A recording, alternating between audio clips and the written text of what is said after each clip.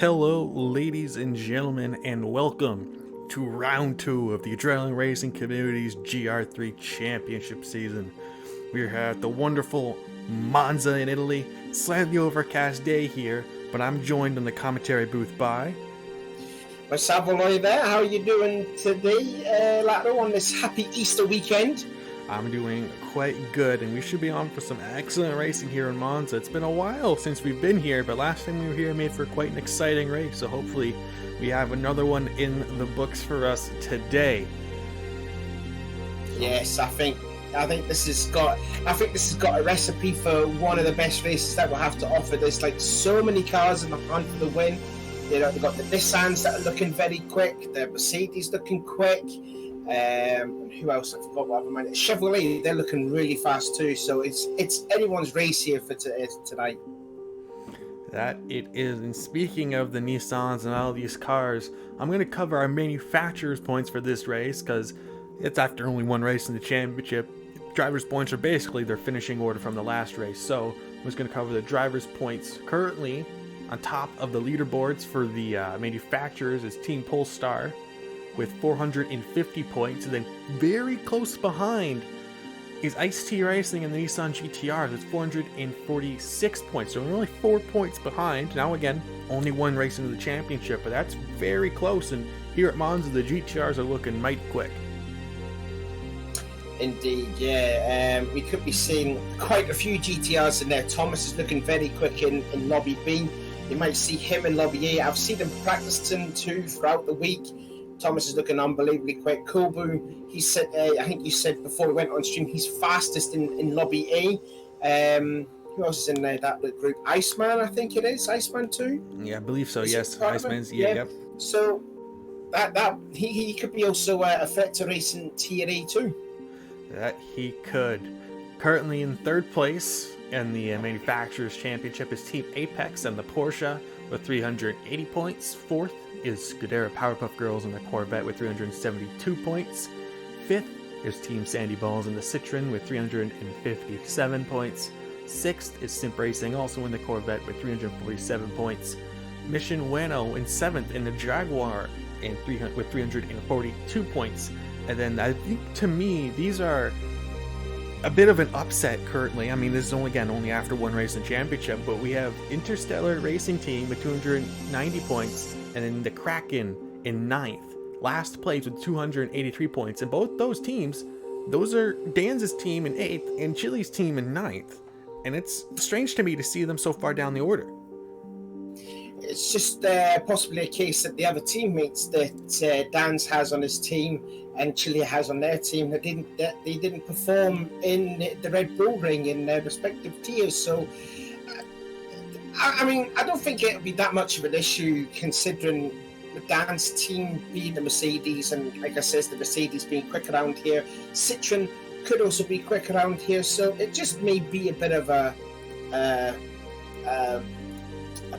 what you call it? I forgot the word I was going to say. It was a bit of a struggle for both IRT and Team Kraken.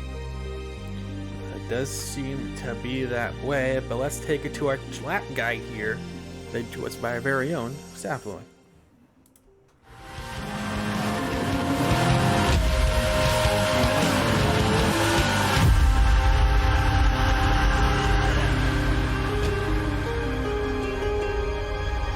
Season 4 track list was released, the Tifosi went absolutely mental because round 2 will be back at Monza after a season absence. 3.6 miles exactly, 11 corners in all, lots of straightaways filled with some sharp chicanes and a kind of fast one and a long right-hander. So without further ado, let's have a look at a lap around Monza. So this is a lap around Monza with me, my Savoy, behind the wheel of the Porsche 911. Great job there for Marvelous doing my livery, and also does a wonderful job in the other liveries that he's done so far in the ARC. Keep up the great work. Anyways, to start-finish line we go to start this lap. The weird thing about driving this Porsche is that it will hit SIP gear right now. There you go, braking 150 metre board for turns 1 and 2, the Retafilio chicane all the way down to first gear, 45 miles an hour. Use the curve on the first bit, don't use the curve on the second bit, the rear will get unstable and you lose a bit of momentum for this corner right here, Curva Grande. First the 3 penalty bounds that we're going to be showing you. Fourth gear, hug the inside lane, it's the quicker lane obviously. Now I don't know if it was just me or before this update that happened, there was a bridge here. I'm not too sure. Anyways, turns 4 and 5, another chicane, Rogier, down to second gear. 60, 70 miles an hour on the exit, sorry. And now going into Lesmo 1. We'll drop 1 gear down to third, 90 miles an hour, that's Lesmo 1. Now turn 7 is coming right fast, Lesmo 2. Up to 4, back down to third, it's a faster corner. Don't get the left tyres on that AstroTurf, you will lose momentum. Now we're going in towards another penalty burn through Serraglio, another straightaway, downhill past the bridge. You're going to get up another bridge, but you're going uphill. And then this bit here, this will catch a lot of drivers out where they'll burn the penalties here. 8, 9, 10, Ascari left, flat out right-hander. Don't shortcut turn 10, you will get a hefty penalty for that. This is where the cars will now double file. At the start of the race, they'll go into double formation. Again, another straightaway, and now we're getting ourselves ready for the last turn. Turn 11, Parabolica. Down a couple of gears. It's a tight entry in, but it's flat out on the exit. Use all of the track. Hug it out to the outside lane. Don't hug the inside line. It will cost you some time and some speed. And that, ladies and gentlemen, is a lap around Monza. Well, there you have it, ladies and gentlemen, a lap from our very own Savoy around here, Spa. So then, what we're going to talk about here before they will do qualifying, what can we actually talk about? Actually, let's talk about some of the drivers here that have to serve penalties. Hideki Sama had to pick up, he's driving with, is it a 3 grid place penalty? Yes. There are 3 drivers with grid place penalties. Yep. Hideki is one of them, as well as Chucky and Knoxville, because of their incidents at the Red Bull Ring, and also the Furious 2 has to serve a drive-through, but I think that might be possibly in tiers B or C, or even A if he's very good. So good luck to them. Rest of the penalties from race 1 just happen to be time penalties, which are reflected in the driver's standings and the final official race results, so nothing to affect this race. So hopefully we can get underway here fairly shortly. We've had a bit of a lobby switch due to some people having some connection issues. So hopefully that gets all worked out here. Hopefully, touch wood. I want to talk about some of the drivers then that are looking really good here for the win. I mean, there's a whole host of drivers that can win it. You got Rigatti, the points leader. You got Dans, who hasn't really said a lot, but he could be a dark horse. Chile, who again likes to claim down stuff that he's possibly saying that he's going to be racing in Tier B. But again, that's typical Chile. He likes to play down stuff. You got the Chevrolets of Simp Racing with Mermaid looking quite quick, and Sticky, who's been looking really good. Who else you got? Trying to think, what else? You got the GTRs of Kobu, Iceman, and Thomas. Thomas is looking super quick around here. It's definitely anyone's to call, isn't it? It really is.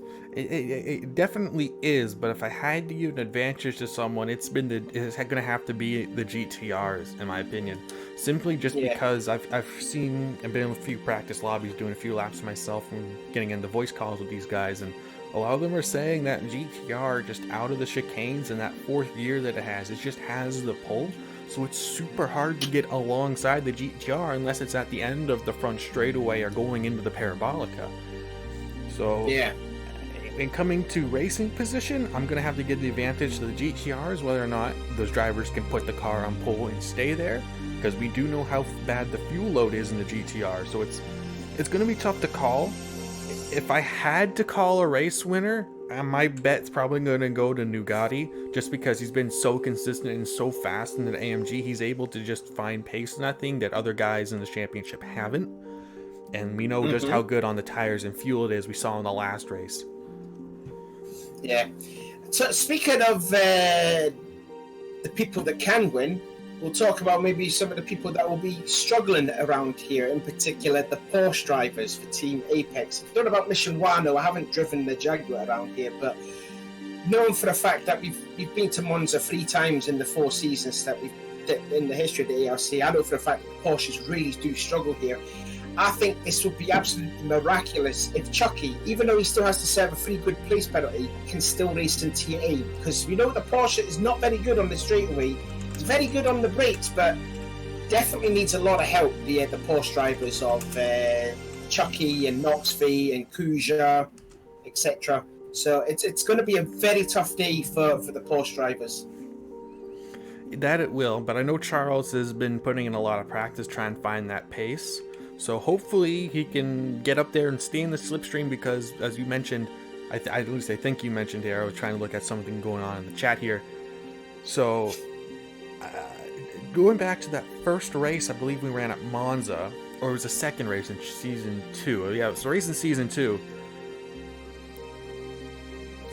Season 2, race 2 was at, it wasn't at Monza. It wasn't, Monza not was race 2, not race round. 2, not race 2, but I'm pretty sure we had a race at Monza in Season 2, correct? That was round 7. Round 7, yeah. I was going to try and mention that Alex Rogers, who was in the Porsche that season, struggled quite heavily here. He had, I believe, a few incidents here and there, but then ended up having to end up being lapped, I believe he's told me. So, hopefully Charles doesn't befall the same fate here as we're getting qualifying underway. So I'm going to jump to the race feed here. You also as well think back to season 1. Okay, just when you were mentioning about Alex Rogers being struggled in season 2, I was wanting to bring that up as well, but you forgot in season 1 when I was driving in it, I was driving the Porsche and I really struggled here, and so too the G-Fang Obama. So it's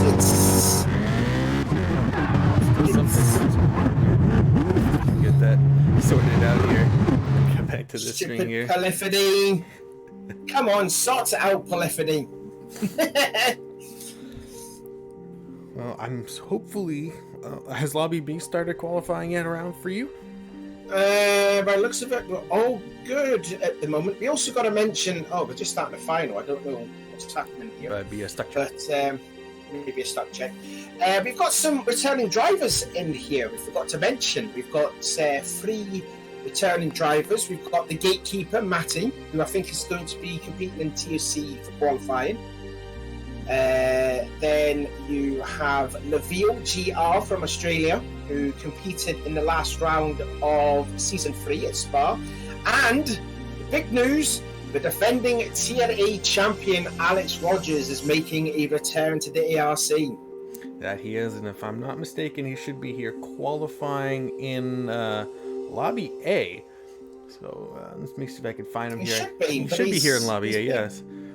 He should be, but he's been in Tier B, Lobby B for some odd reason. The cars of choice that they have chosen for this race is Alex is going in the Toyota Supra. Laville is going in the McLaren, and Matty is going for the AMG Mercedes, not the ones that you see from Polestar or IRT, but it's the older model, the older the SLS. Model, Mercedes. Yes, the SOS. Yep. So still trying to get Lobby A qualifying all sorted out here. So hopefully we can get these pit bugs fixed, and we can bring you qualifying here. And try and do our best to deal with the game that Polyphony has given us. It looks like we still have a few pit bugs, unfortunately.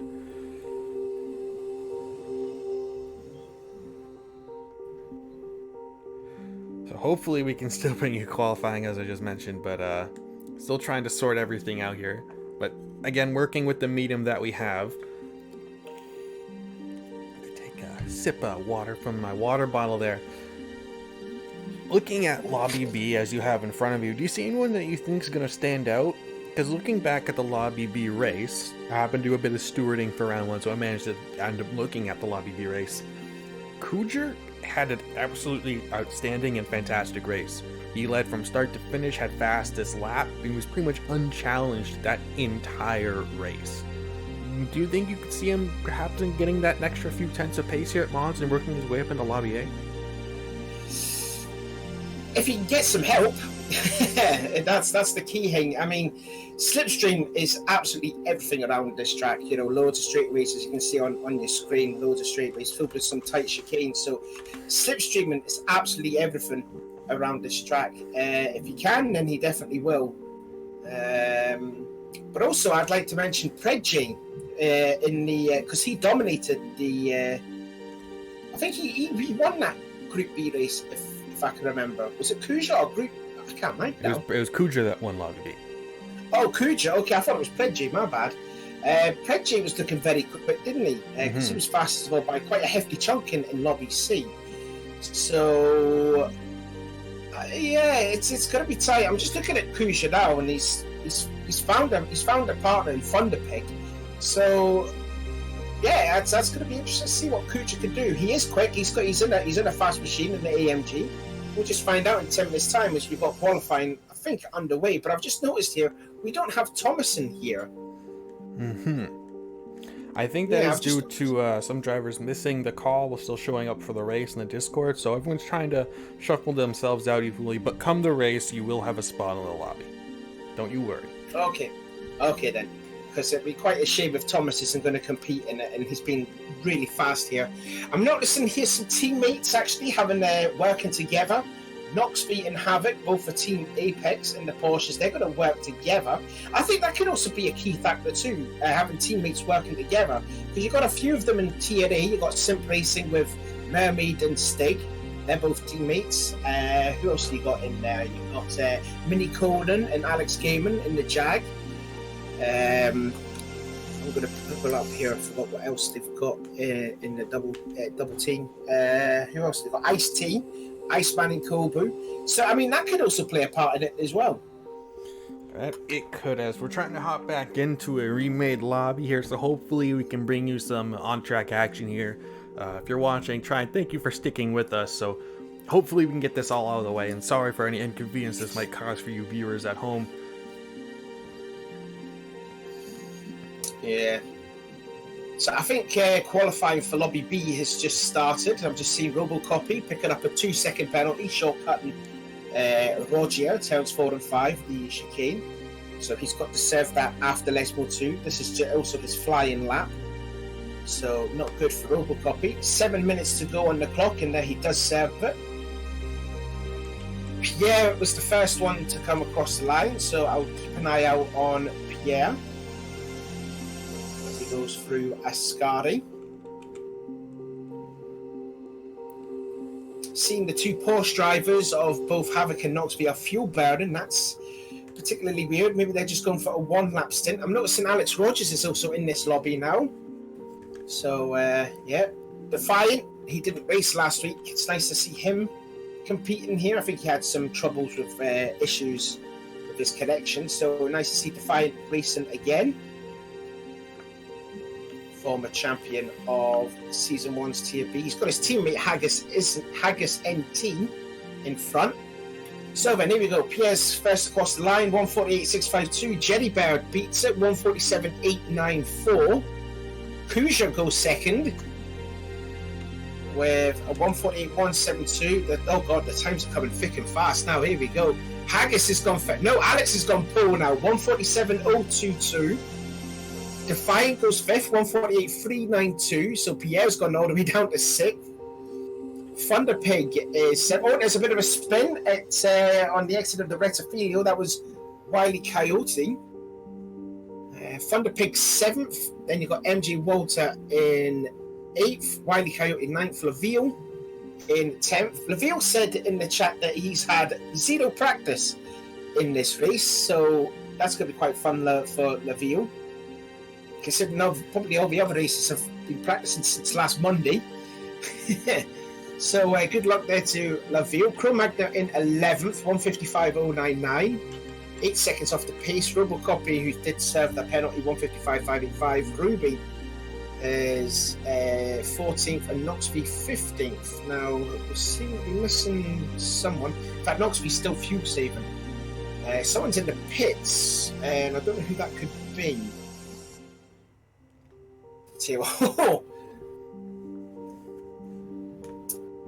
Looking at Haggis, he's actually gone purple in sector 2, but he's got a bunch of cars ahead of him. Wily Coyote just ahead, moves out of the way. So too is Alex Rogers, but I don't know if he's just gone purple too. Just to let you know, is Lobby 8 up and running? Is it? Or is it still having problems? I believe we are fully populated. We have yet to reset the lobby, and hopefully everyone will get about on track without a pit bug. So hopefully... Oh, there we go. Resetting the lobby now. So hopefully we can bring you actions here soon, just enough. Defiant goes second now, 147.754. Nearly 3/4 of a second slower than Rogers' time. Kuja, did he improve? No, he's just starting his fast lap now.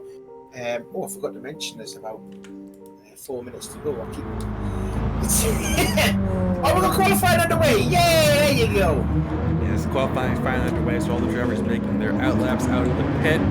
So let's cover everyone we got. We have Mermaid leading the way, followed by Thomas TT Kobu, his teammate, in third. So right now, currently on track, Charles, fourth in Law, Alex, Decky, Stig, there's Chili, Wise Guy, Techno Guy, Dance, Iceman, Mini Conan, Nugatti, I believe there's one, and that's actually allowed to be everyone because you're the spectator, so that's full up. So that's all of our drivers here qualifying in Lobby A. So let's see what everyone can do. And Bugatti actually at the back and trying to get a slipstream off of several cars. Now I know it's only the outlap, but this is a good position for him either way going into qualifying. Yeah, like I says, slipstream is absolutely everything. Hopefully we're not going to see what happened in the real Formula 1 race, so it looks like we're all good for now, even though there is only 10 minutes. It's just an absolute dash for everyone to get in the TNE. Well, as you just mentioned what we saw in Formula 1, there's Iceman tried to pull up to the side and let Mini Konen go by, but Mini Konen said, no, I want your slipstream. I tell you what, it must be a huge disadvantage being the leader of like the whole chasing pack. I would say it's definitely going to be a disadvantage. I think if you're racing with a guy in the slipstream comparing to someone who's not, it's probably what, 2.5 seconds at least. Something like that. So there you see Bugatti trying to pull off the side, but Dan's not trying to go by him. Dan's not falling for it. So we're seeing a bit of it, but we're going to have Mermaid going for a lap here. So let's go on board with him. He's the one who's just going to be sitting a lap by himself in the Corvette. Very powerful engine in the front of that car. Doesn't quite need the slipstream like some of the cars like the Porsche and the Jaguar and the Mercedes do. So we'll see here as he heads into Curva Grande turn 3 here at Monza. Ruben's just gone second in Lobby B, 147.565. There's about 90 seconds left to go in there. Fine is now third, Jerry Bear fourth. He's got a penalty. And fifth place is Robocopy, 148.108. Mermaid picking up a penalty on his very first flying lap, so this is going to end up being aborted for him. He's going to serve that penalty coming after Lesmo 2 and probably going to do a bit of fuel burning here. What's interesting to me is Charles here in the Porsche on his own doing some laps. He's not using the slipstream of the car in front of him, even though the car in front of him is Mermaid, but he's a bit too far back. So it's interesting to think to whether or not he thinks that Porsche can get the pace out on its own, or if he's just going to try and set a lap and he's kind of resigned to his fate of not being able to put that car in pole position. It's pretty much damage limitations here for Chucky. He knows he's got to serve a free grid place penalty. He's got in his mind, as he's picked up another penalty, in his mind, he's got to be thinking at least maybe qualify in the top 6 at least for him to be assured to be in Lobby A. But he just does one of those magical laps like what he did in the Red Bull Ring last week. I definitely have to agree. It's definitely going to be a hard one for him. I mean, he said he struggled at Red Bull Ring, but not quite. So let's see what happens. So I mean, that's the first time he's come across the board. It's locked early in provisional mode, 47 flat. Pretty solid lap from him. And then you can see him trying to cross the line here. They're staying with a 46.1. Well, that is beating the lap record, isn't it? That's on a 46.6. That's on a half full a second quicken. That's on a full tank of fuel. And I think Stig's kind of resigned. Like, I just did a 46.1. I think my qualifying's over. He's going to pull a Charles and just pull off to the side of the track here. Because he's currently 9/10 ahead of the rest of the field. I don't think we've actually seen a time as low as that. I don't think we have. Haven't. The only time I've seen anywhere remotely close to that was Bugatti with a 46.3 in a practice lobby. But I'm pretty sure he was on at least 75% fuel and had slipstream, and Stig just did that on a full tank of fuel. Well, there you go. Conclusive evidence Chevrolet is OP. And then even more surprising, I mean, Law is currently provisionally second, but he's only got a 47 flat, so the times will drop from there. But I'm thinking Bugatti, Chili, and Kobu, and Dans are all kind of scratching their head going, how do I beat that? And Thomas as well. So let's. How could you beat that? It's just like that last week with Charles, yeah. Exactly. I don't even know if Stig had slipstream. I didn't quite see him as he was doing that lap, so I'm not sure if that was because of the slipstream or not. But as that car gets lighter, it's only going to get faster. Anyways, Lobby B has just finished their qualifying. Alex Rogers went quicker, 146.907. Knoxby is second, 147.465, half a second off of Alex Rogers' fastest time.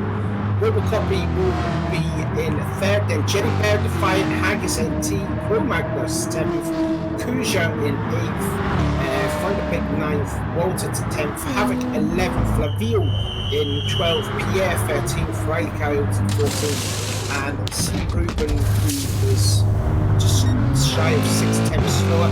So he would be 4th by my reckoning. Yes, Ruben would be 4th. 4 minutes left in qualifying there, so there you see Stig and Dan's, and behind them was or Thomas, I can't quite tell, falling in back behind the train of cars here as they go through this first chicane. So this is going to be quite the slipstream opportunity for many of these drivers here. A lot of them doing out laps now after exporting on a new set of soft tires. So let's see what the rest of the provisional grid currently is. It's Law still in second, Wise Guy in third, who I believe sent another lap there, but he's only got a 47 flat. Bugatti currently 4th, Chili 5th, Dan 6th, Kobu 7th, Hideki 8th, Minikonen 9th, Alex 10th, Iceman 11th, Charles 12th, Techno 13th, Mermaid 14th, and then Thomas in 15th. But I believe this is Thomas's first flying lap, or at least really giving it a flying lap. So moving a bit too late, isn't it? What, there's like 3 minutes to go left, and he's putting in his first lap in now. It's interesting to me that even though he's in the GTR, he's not trying to get behind the slipstream like we see many of the cars behind him here. Like, you can see the cluster. Oh, Bugatti! Oh, Bugatti's had a spin. And he's got damage. That was just a cluster. That was a mess. He's got damage, but unfortunately this isn't a race. I can't quite get a replay on it, so I'm not quite sure what happened there. I believe some of the drivers trying to find a way by on a qualifying lap, and I believe made contact with the back of Bugatti as he tried to pull off to the side. At least I believe that's what happened, but I'm not quite sure. I think there was like a couple of cars that were trying to slow down, and I don't know if Bugatti he got hit in the rear or if he reacted to a slow guy that was in front of him. I'm not quite sure what happened, though. I'm pretty sure. I'm sure a ticket will probably be open if it was someone else's fault in the Discord, but I'm sure someone will discuss or talk about what happened to there. But his damage is now fixed. It's been repaired, so hopefully he can get a solid lap in. Stay currently provisionally pole, 2 minutes left in qualifying for Lobby A. I'm genuinely surprised about Law being up there in second. Well, I don't expect him to hold it there for very long. As I mentioned, he's only got a 47 flat, and we've seen many of the drivers do low or mid to high 46s on a regular basis. Like I've seen the guy do 46.9s. Dan has said he's done 46.6. So I don't expect him to hold position, but if they can't get a lap in because everyone keeps moving out of the way of slipstream and stuff, then it's entirely possible Law could be starting on second spot. Alex Rogers just mentioned in the chat all the other Lobby B drivers, stake 46.1 in Lobby A, and you got all the other people saying, oof, wow. So let's see what some of these other drivers can do. There's a bit of a pack here, so I can find it. Law in the draft of Mermaid, who's in their Corvette, so Law could actually improve here. Let's see what he can do. This is a flying lap for him. Slip of Mermaids go on board as they head up to the line. Gonna be pretty decent. There we go, 46.9 from Law. Yeah, just went a tad bit quicker than his previous lap, but I'm just surprised not seeing. Obviously, Thomas not up to 7th. See a lot of these other guys come up to the line, so we're going to see some positions change here. So let's see. Let's try and wait and see what happens at the top of the leaderboard here as everyone starts to cross the line. There's Stig, but he's going to come in for another pit stop. He's going to try and wait, but he's not going to have time to do another lap here, so I believe he's pulling off. So I'm going to give 10 seconds here before the end of qualifying, so a lot of these drivers are doing their final lap. It's only 10-minute qualifying, so we have it, quality now over. 10-minute qualifying has been achieved. There's already been a bit of problems here in the Lobby B chat. Havoc and Pierre having a bit of a discussion. Maybe some incidents that happened between the pair of them. Save it for the stewards, lads. But let's have a look and see who's still on a flying lap here. So Law's on another flying lap, still in the draft of Mermaid. He's still second though, so he could still improve. Let's see what the split is as he comes up to it. He's down by 2/10, but he's still got another straight to go. Let's see, Kobu currently provisionally third. He pulls off, so he's done a fast lap. Wise Guy in 4th. He's ahead of Chili, so let's see if he can improve in the Corvette. wide line at the exit though. That's going to cost him a few tenths, but Chile still in his slipstream. So let's see what he can do. He's going to finish up their flying laps. Towards the parabolic up. No. Last time in the qualifying. Chile had to lose a bit of time there to slow down when Wise Guys passed him. He passed him, so I believe he tried to use the slipstream to get a move here. Chile goes second, so there you go. Chile goes second with a 46.7. So there you go. Law down to there. Thomas in fifth. So Thomas moves up to fifth. Wise Guys sixth. Nugatti falls all the way down to seventh, but he's on a flying lap. Let's see if he can improve. The race winner from round one, currently seventh, rounds the last corner. Let's see what he can do. He takes a nice wide exit off Parabolica, and let's see what he can do. Is it faster than what he's done? No, it's not. He's in eighth. No, it's not. Dan's in seventh. So Dan's improved. Dan's did improve, but only to seventh. Mini Conan in ninth. Let's see, Alex comes up. He doesn't improve. Mini Conan, will he improve? No, he will not. Charles in 10th. So I believe that's everyone crossed the line. So that's your qualifying order for Lobby A. Let's open up the lap timing here and have a look. So there you have it. Stig by 6 tenths. He did it on a full tank of fuel. He's in a pole position with a 46.1. Yeah, that's a Charles down from the Red Bull Ring. Just blew it out of the park. And then we have Chile in second with a 46.7 in the Citroen Law. In third, also in the Citroen, but a different team with a 46.9. Kobu in fourth with a 46.9. Thomas fifth, 47 flat. Wise Guy sixth with a 47 flat. Dan's 47 flat. Nugatti 47 flat. Then Mini Conan in 8th, Charles 9th. So decent effort from Charles to put it within the top 10 in the 911. Hideki Sama in 10th, Alex 11th, Iceman, not quite the best qualifying from Iceman there with a 47.7. He wishes he could do better, but still a solid effort. Mermaid in 13th and Techno Guy in 14th. And there's Chile pulled into the pits there trying to grab the results. So everyone's kind of moved down one. So excuse what I've just said there. Everyone's kind of, so Charles would be 10th. Chile will be second. Yeah, everyone else other than, actually everyone else on the leaderboard because he was second other than Stig would be moved up one position. So that's your timing and scoring for Lobby A. So let's try and wait and see until we get the as far as I know, Alex Rogers will be in Tier A no matter what, 146.907. So where would that put him? That would put him quite high up. That would put him fourth, isn't it? 907? That would put him fifth, maybe. 907? Yeah, 907. That would be third. Third place? Well, fourth, if you forgot Chile. No, it would be third, because Stig and Chile second. But Chile has a 46.7. What was last time? Law is in third with a 46.951. All right, so Alex will be third. So, Alex will start third in his return as defense of the championship. But there you go, Stig. Absolutely stunning lap time to pick up his third career pole position. It is. So hopefully we can try and get some of these. I'm sure the admins are trying to accumulate the results so we can bring it to you on stream. But what else you got for Lobby B? Let's see if we can do a bit of a. Right, so in second place was Knoxville, 147.465. But don't forget, he's got to serve a free grid place penalty, so I don't think he'll be in it. 46.7, you said? 147.465. I don't know where I got that from. 465. That would be within top 10, but including his penalty, he might make it into Lobby A. Okay, yeah. And then you got Robocopy in third with a 147.527. 27.5. He could make it into Lobby A, quite possibly as well.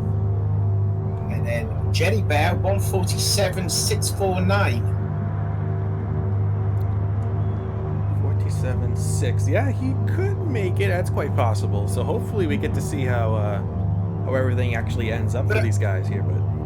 But it also depends as well, because Knoxville's got a free grid penalty as well as Hideki and Chucky. So, you know, we'll just leave it to the the stewards to calculate and see who's in Tier A, and then I can watch the race and see some exciting action. Hopefully we do, and hopefully we actually get to see the Lobby C results, because I'm sure there's still some fast guys in Lobby C, whether or not they'll make it in the Lobby A, but I doubt. I think Kev finished that qualifying group like ages ago. Mm-hmm. Yeah, I don't think they have as many connection issues as we did. I think the driver to stick out for in Lobby C was Predgy. I think because he was very quick in the qualifying last week, so I'd watch out for Predgy. He might post it at a super lap time as well that would get him into Tier A. That is very possible. Still waiting on the accumulator results to bring you guys, but I guess looking at our Lobby A results, surprising to say the least. But does that throw a wrench into your predictions possibly for this race, Sadly? I don't know. I really don't know. I mean, I said there's like a whole host of drivers that can win this race. I didn't include Law because I didn't know if Law would be competitive enough with the likes of Nuggy and that, but it looks like he is if he's going to start in 4th place. I don't know. Now that you add Alex Rogers into the mix, I think there could be possibly like 6 or 7 drivers that are capable enough of winning this race. And if I was a betting man, I mean, we know what Nugatti's like. Nugatti's not one of those drivers that wants to save fuel. He just shuts up and race. He will drive his way up to the front no matter what. He's not like a Chili that will save fuel. He'll just get up there to the front no matter what. I don't know. Stiggy, I saw Stiggy race yesterday afternoon, and he still does have those tender mistakes there, because I remember watching it yesterday. He had a 12-second gap over Alex, and then it went down to 8, and he did make a mistake, and then it went down to 5, and then Alex made a mistake on a couple of occasions, and then the gap grew again. So again, if Stiggy can just be consistent, if he doesn't make those mistakes like we've known that he's been done before, then he's got every shot of getting his first ever win in the ARC. That is very true. However, we have seen in the past, Stig has made mistakes throughout the race. As we mentioned many times before, he's gone backwards usually from where he starts the race, whether it's mistakes due to penalties or he's in contact with other drivers or due to any amount of reasons. He usually falls backwards. But with the sheer amount of pace in that Corvette, if he can get the fuel saving rate and stay in front, come out of the stints, it's going to be a close one. I mean, we got Kubu in the top 5, and we know how strong that GTR is and how long this front start-finish straight is, especially with the rolling start. We could see possibly some of those GTRs going for the lead into turn 1, but it's going to be a tough one. I want to see Stig take his first win. I'll be honest. I want to see him take it, but I don't know if I believe that he can. If I had to pick a winner that's within that top 5, Chili's the one that's standing out to me. He knows how to save fuel while keeping pace. I thought you said Nuggy before qualifying. That's what I was thinking too, but Nugatti was nowhere in that qualifying, and we've seen so much more from him in other lobbies. Yeah, well, I mean, it's just a host of drivers that have got a shot of winning this race. It's too close to tell. I mean, obviously qualifying there was a huge gap, but believe me, when it comes to the race, there'll be a massive train of cars. Don't worry about that. It should still be an exciting race, especially when you have so many GTRs towards the front of the field, the Citroens and the Corvettes. It should be a pretty interesting. We should have a pretty big train going, all things considered, as long as everyone can keep it clean through turn 1. That's going to be the big one. That first chicane can be pretty hairy. Speaking of chicanes there, also, you got the turns 4 and 5 at Rogier. Very easy to get penalties there. And you got Ascari. Don't shortcut turns 8 or 10, otherwise you will get a hefty penalty for that. I mean, I'm hoping all the drivers in that will not pick up penalties. I'm hoping not, because this has got the makings of an absolute classic. It should be quite a good one. I'm quite excited for this. Normally Monza is pretty damn good for us, but here we go. We're starting to get some of the times, so hopefully I can get some of these. Save. Nope. Excuse me. I'm gonna have to open the link here. So you want to start reading off who's in Lobby A for us there, Sadly? Let me see. I forgot. Let me just get it up right now. Where is it under? Race director chat. Right, okay, I've just got it. And so then, here we go. So, this is how it will look. Sticky will start on the pole, 146.1, 6 tenths ahead of Chile. Then it's Alex Rogers. Then Law. I think that's Law's best ever qualifying, by my reckoning, 4th place. So Law's going extremely well. Then you got Kobu and Thomas. That's a GTR 3rd row. Then it's Wise Guys and Dansley. Gary, the points needed down in 9th. Mini Conan, great job from him to be in 10th. That'll be the first time that he's going to compete in Lobby A. 11th is Robocopy again. Good job to him. Ruby has made it into Lobby A. Well done. Jerry Bear, good. Well done to him. And Knoxby finishes in 14th. And that's actually quite harsh considering the fact that he's dumped Chucky, his teammate, down into Lobby B by only 4 1,000ths of a second. Oof. That's gonna be tough. I know Chucky, the first few races of the season, I know he said he was struggling. He said he was struggling at Red Bull Ring, but I believe he told me after he was sandbagging quite hard. But come this race, I believe he's actually struggling. So there you can see the Lobby A results. Whoever's there, Robocopy, that's actually a pretty good result from him making it in the Lobby A. He had a pretty interesting race in Lobby B in the previous round, but so there you have your Lobby A, and there we have Lobby B. There's Charles, as you mentioned, on pole position for B. ACZ Alex in 2nd for Lobby B. Hideki Sama after his 3rd place grid penalty will start in 3rd for Lobby B, and then we have Iceman, Defiant, Mermaid, Maddie. So pretty good result from Maddie there. Haggison, Crow, who we mentioned, his wheel died before to start the TT, so he had to do the TT on his pad and controller. And while he says he could get a new wheel and he doesn't feel it's fair to go from a pad to a wheel after the TT, so he's sticking out this season on the pad. So some good sportsmanship from him for doing that. And there you have Kujer. And then we have FTA, Techno Guy, so not a good result from Techno Guy, all things considered. Let me just resize this image here. It's a bit big. Make sure I can resize this right. There we go. There you can see the full thing. And then we have Predj, Thunderpig, MJ Walter, and Hoodstack, and that is your Lobby B. And then we have Lobby C with a Tournicus on pole there, Havoc in 2nd, Pingophone 3rd, Laval in 4th, Pierre in 5th, Venom Snake 6th, Wiley 7th, Notorious 8th, Daryl in 9th, Furious 2 with a drive-through penalty in 10th, Hasselwall 11th, Chris, who is actually a fill-in for this season, in I lost count, 12th I believe, Baldy 113th, Jules Maximus 14th, and a Mackinac who didn't set a time in 15th. Good effort for Metallicus getting pole in TSC. That's good showing for Metallicus. That it is. I was in a lobby with a Tournicus not that long ago, and I was trying to help him find a bit of time because he was struggling trying to find that good lap time, and you can see he finally started to pick it up together. And what's interesting to me, looking back at the Lobby A times, is just how first to 14th on the grid is 1.3 seconds, but you also have Stig, who's 6/10 ahead of the rest of the field out of nowhere. But then throughout the rest of the field, it's within that second gap. So it's pretty interesting to me. And honestly, if I go back to Tier C, that's Tier B. To Tier C, you have guys who are in the low 48s in Tier C. Those are still super solid laps to be in.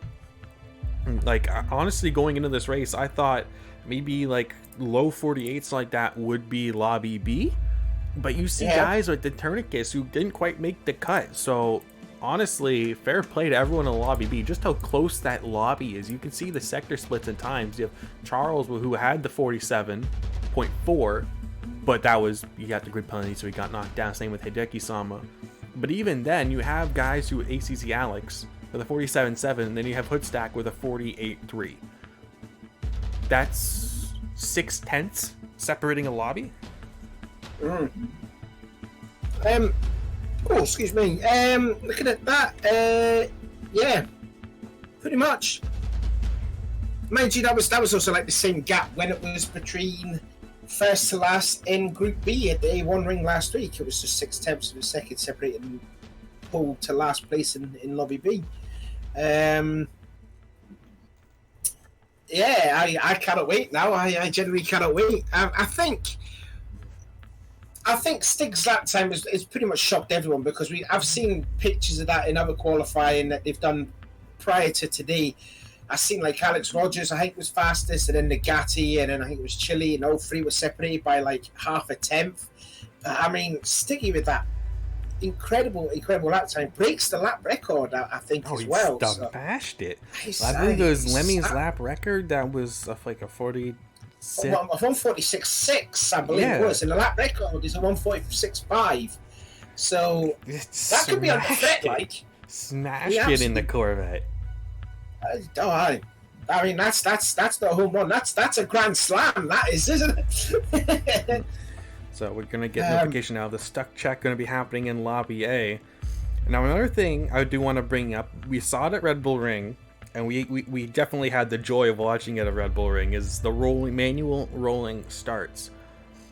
Here at Monza, do you think that's going to be completely different from, well, it is completely different from what we normally have, but how do you think it's going to affect the outcome of the race?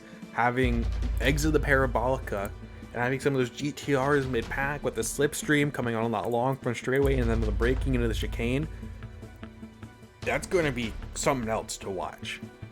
It probably will be something else to watch. Hopefully, we've got some experienced drivers that will not make it free wide. That's what we saw in Season 2, and then you possibly might get an interview from Alex saying, what's the point of qualifying again? So I mean, when I tried it yesterday with them, they all just went single file in the first corner. Hopefully that could be a repeat for it, and I hope that there won't be any incidents for going into the first corner. I hope not, because I want to see an awesome race here. But I think, you're right.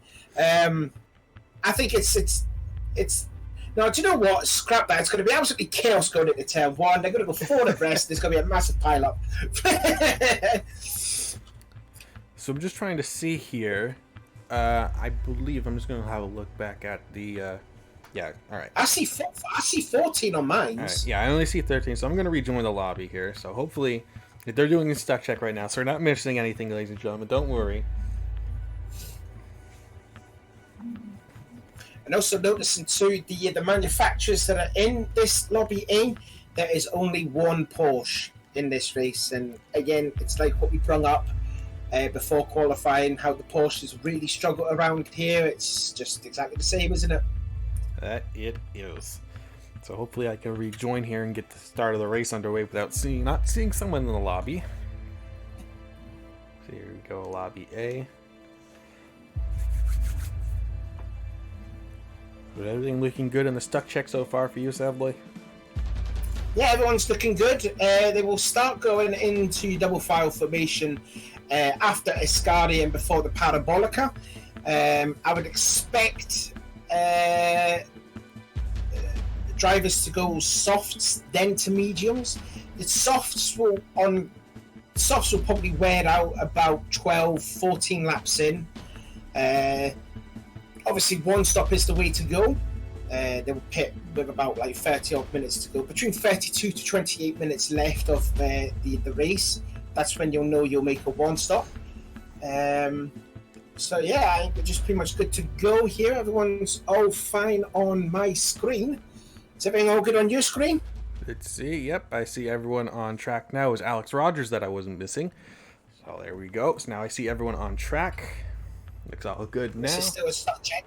Still a stuck check. So you know. I just noticed here, because Charles is qualified in the lobby B. The way we have the lobby set up, lobby B doesn't do manual rolling starts yet. It still does standing starts. So he's starting on pole at Monza in the Porsche with a standing start. Oh, I didn't even know that. I thought it was also a rolling start in the other respective groups. I didn't know that. I believe it is either round 3 or after round 3 that the rest of the lobbies will adopt the manual rolling start that we see. I believe that's how we wanted to do it, but there you have it. Charles starting on pole, lobby B, Monza, in the Porsche. And then when rolling he goes into turn 1, he'll probably be 7th. So let's see, going into T1, how's it looking? So it looks all clean so far. I don't see anyone trying to make any crazy moves. It looks fairly clean, but it's the exit you want to have a look at. And it looks like we're fairly clean. Spun. Oh, so Alex yeah, Alex spun. is just... Yeah, what's the point in qualifying, Alex? But it still looks relatively clean. Also, a couple of things to mention. We could be seeing 33, maybe 34 laps. And also, a very important thing, when you come out of the pit lane, stay below the line. Stay below the pit lane, the pit line when you come out the pits. So, just to hingy some dangerous driving or so, if you will. Looks like a lot of drivers are starting on mediums here. Yeah, it does look to be that way, and I think that's specifically because they want their first stint, to be their fuel burning stint, or just the stint that they're slowest on. Because especially when you have guys like Nugatti, Wise Guy, and the Corvette and the GTRs, they're super fast in a straight line. So it's really hard to pass them regardless. So they don't need the speed through the corners to maintain position because they can just pass you back on the straight. So I think for them, going on the mediums first, and then after their second stint, going on to the softs and really picking up the pace when they have a lighter car, I believe that's their strategy for this one.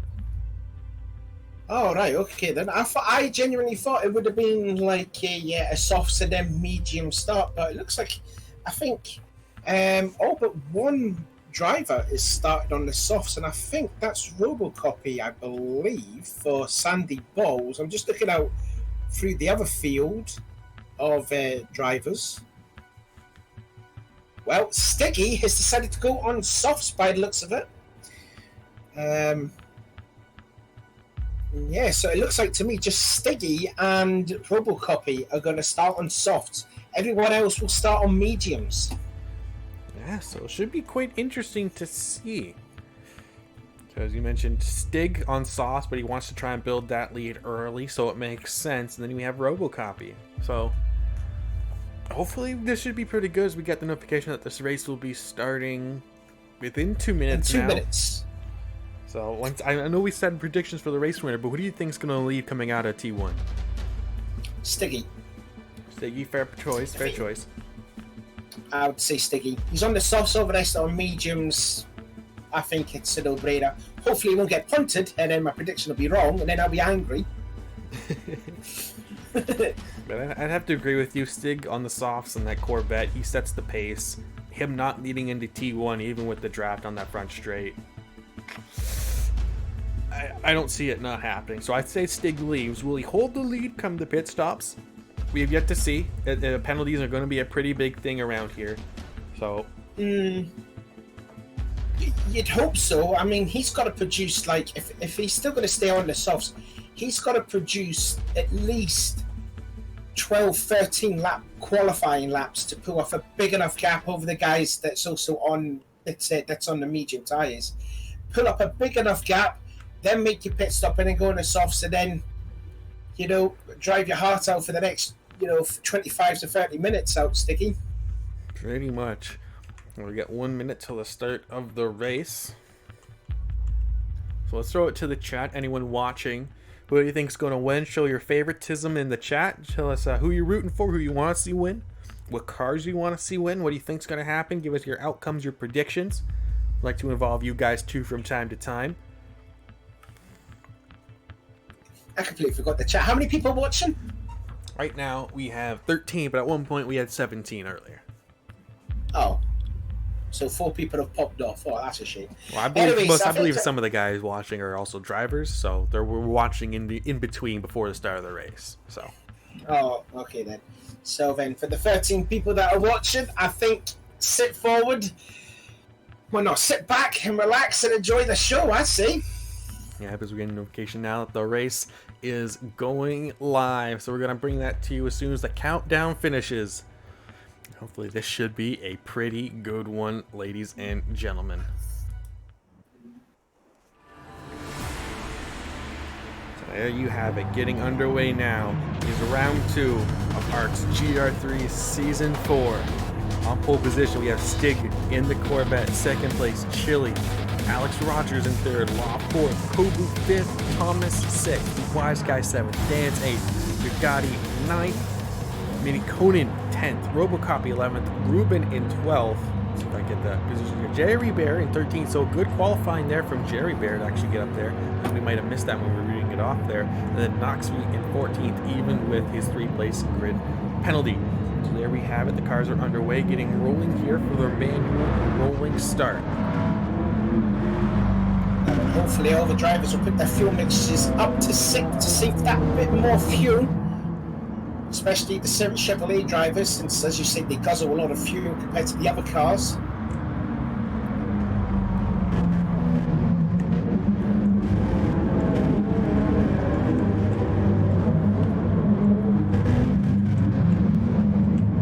And I'm just looking through the drivers to see if anyone else is also on the softs apart from Sticky and Robocop, and it looks like to be everyone apart from Sticky and Robo on the medium tyres. So yeah, there you go. As you ride on board with Noxie, the only Porsche in TNA. Porsche starting at the back, so he's gonna have a hard time here, especially starting at the back, not having that buffer room. But he's gonna have the slipstream going into T1, and if he can keep his nose clean, then he could be on for a decent result here, get some good points for his team. Just trying to stay on board Knoxville here, so as you can see, just the pack in front, weaving their tires, trying to keep temperature in them. The tires do get cold in Gran Turismo. It's something not too many drivers notice, and you don't normally notice, especially when you start to go out on track and your tires are already up to temperature. But when you go around slow enough, you do see in the bottom of the screen, when you have the, let's pop it up here, you see in the tires towards the bottom left of the screen, you can see the little gray box that forms around them that starts to turn blue, and so they do start to cool down over enough time, but that's why you see the weaving, trying to keep them warm. Especially when the guys are weaving left and right, because in the track conditions here is not as sunny as people would have thought. It's like sort of damp. So yeah, track conditions could be a little bit tricky. Now they're just leaving Ascari and then onto the straightaway, which they will stop weaving left and right, and then will start to form a double file formation. Which they should. They should be coming up here. It's after the bridge, so take it easy. They're getting formed up. Stig's on the correct side, so there you see the pack behind him. They're heading into the Parabolica now. The Corvette of Stig for Simp Racing.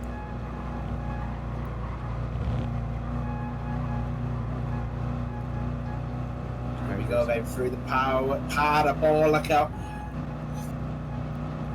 Now we're going to get underway for possibly 33, maybe 34 laps of racing. 57 minutes left on the clock. Sticky will dictate the pace of when he will go, and we will get underway. Now. Should be now. It should be now. It really should be now. Now he goes. There he goes. There you go. You see the soft tires give him the traction to get underway at the start here. So he's definitely going to lead into turn one. Alex Rogers looking up the inside of Chile here, though. Can he get it done here? We see Kogu in the background, not quite able to find space for him to get inside. There you see it was Wise Guy and Thomas TT going side by side. Thomas TT almost going around, but holds it straight. Almost collects Bugatti in it, but all in fair speed looking forward. Kobu's missed out. Kobu's down to last. Let's see if we can get a replay of what happened to Kobu here, because he was in a good position. I think he spun it on the AstroTurf on the exit. Yeah, he just got on the throttle too much, unless he got a touch from Dan's and spun around. Possibly. I'll have a look on board with Dan's view. Yeah, I think he did. There was a touch. Oh, so Kobe will not be happy with that. If he had a little dance and gave him a little bit of help. Let's get a bit farther back, because there definitely was a touch. So the stewards will have to look at this. So you see, so Kobe gets a little squirrely, but Dan's gets on the throttle and just kind of helps him around. I think Kobe got a little loose before Dan's hit him. He did, but I definitely think Dan's did help him spin around. Dan's didn't let up the throttle, definitely helped him push. I think Kobu could have caught that slide. I think it just caught Dan's unawares. I'm sure the stewards will have a look at it, but they'll decide, as we'll see, as Stig already has a 2-second lead halfway around the first lap. Yeah, like I says, he's got to post some qualifying lap times to pull away from the rest of the drivers in there. He is going to be driving the race of his life here. And again, that's the beneficial starting the race on softs, where the others are starting on mediums. So good start there from the stint. But Gary's made a great start, up to 6th place, starting 9th, and he's took the big slipstream of Dan's. Chile second, Alex third, Law fourth, Dan's fifth, Bugatti sixth, Captain Thomas TT 7th, being Conan 8th, Robocop behind Knoxville 10th, so Knoxville's moved up a couple positions, so we'll go to him in a Porsche. He has a wise guy behind him. Ruby's went off in his Volkswagen. He's down to last place. I don't know where he went off though. But that allows Kobe up to 13th and closing already on Jerry Bear, the only individual in this set here, I think. No, he's with IRT. Oh, is he? Okay then. Alex Rogers now into 2nd place. He's past Chile. There, hold on. Give me a second here. I gotta fix some audio devices. I cannot hear Sablon now. So give me a second here.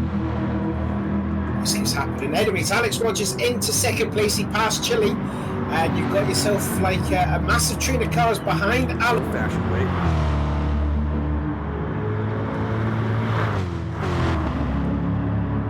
Copy again, the other driver on softs in 9th. Then Knoxville started 14th up to 10th. So good start from Knoxville. And you got Wise Guys down in 11th. Jerry Bear 12th. And Colby recovering from that spin on the first lap 13th. And Ruben is 14th. Can you hear me now? Yes, I can. Wicked. You can see just how close this battle pack is. Like, everyone's like, Knoxville's a little bit behind, especially in that Porsche. He's going to lose out and go back to Robocop here. But you can see Robocop, he's got, like Mini Conan's in this battle. He, like, from 2nd till 8th is still in a draft. Yeah, I don't know if you heard me, but I said that Alex Rogers has passed Chile, gone up into 2nd place. Tell you what, Law's catching both Chile and Alex in the Sandy Bowl, so you know Law's definitely been a surprise package so far in the 2 races that we've seen so far. Yeah, he is. You can see them braking. Law having to adjust his brakes and make sure he doesn't pull another mistake running on the back. Mini Conan outbrake really hard in turn 1, nearly got into the back of Thomas, and he's lost a ton of positions as a result. Can you get a replay? Let's see if I can find him here. Yeah, he's just falling back he's behind lost. He's all the way down to last. So on board. Yeah, I think he miscalculated the slipstream, pulls the outside, make sure he doesn't hit Thomas, and ends up spinning around just because he gets in the grass. So it's just a mistake from Mini Conan. I think he didn't quite calculate the braking distance he needed there, so he waits for Ruben. So good racing from Mini Conan, but it's going to be a recovery drive from him. But Ruben doesn't seem to be too favorable around this track right now. No, I don't know how that Volkswagen drives around here. I've never really tested it. Anyway, Sticky, look at that, 3.5 seconds over Alex. And then you got this train of cars from Alex all the way back to Thomas. And I think Robocop is trying to catch up to the back of Thomas. Still ahead of Chile, and this is where Chile wants to be. We know he's a big fuel saver, especially in that system with that 7th gear. So being behind Alex Rogers in his Toyota, and just the all along, this is where Chile wants to be. If he has to be up front, he's going to have to touch that 7th gear. He's going to have to rev the car up if he wants to stay in position. But this is playing into his hands perfectly. And then Law, the Citroen behind him, is going to be even more favorable. I'm surprised that Bugatti is tipped to sit in 6th position. I thought he would, like what we saw in the Red Bull Ring last week, he was more than happy to battle and try and gain positions. But it looks like to me he's just wanting to stick in behind Dan's in 5th position. He's having a bit of a look. His eyes having a look. No, maybe not. Perhaps tries to trick Danes into a mistake. You can see Thomas not quite closing up to the back of the cars in front, even though it definitely could. So I believe all of these drivers are doing what they can to save as much fuel as they can in the stint, cut their pit stop down to be shorter, take less time fueling up along the soft tires, and then give it all they got.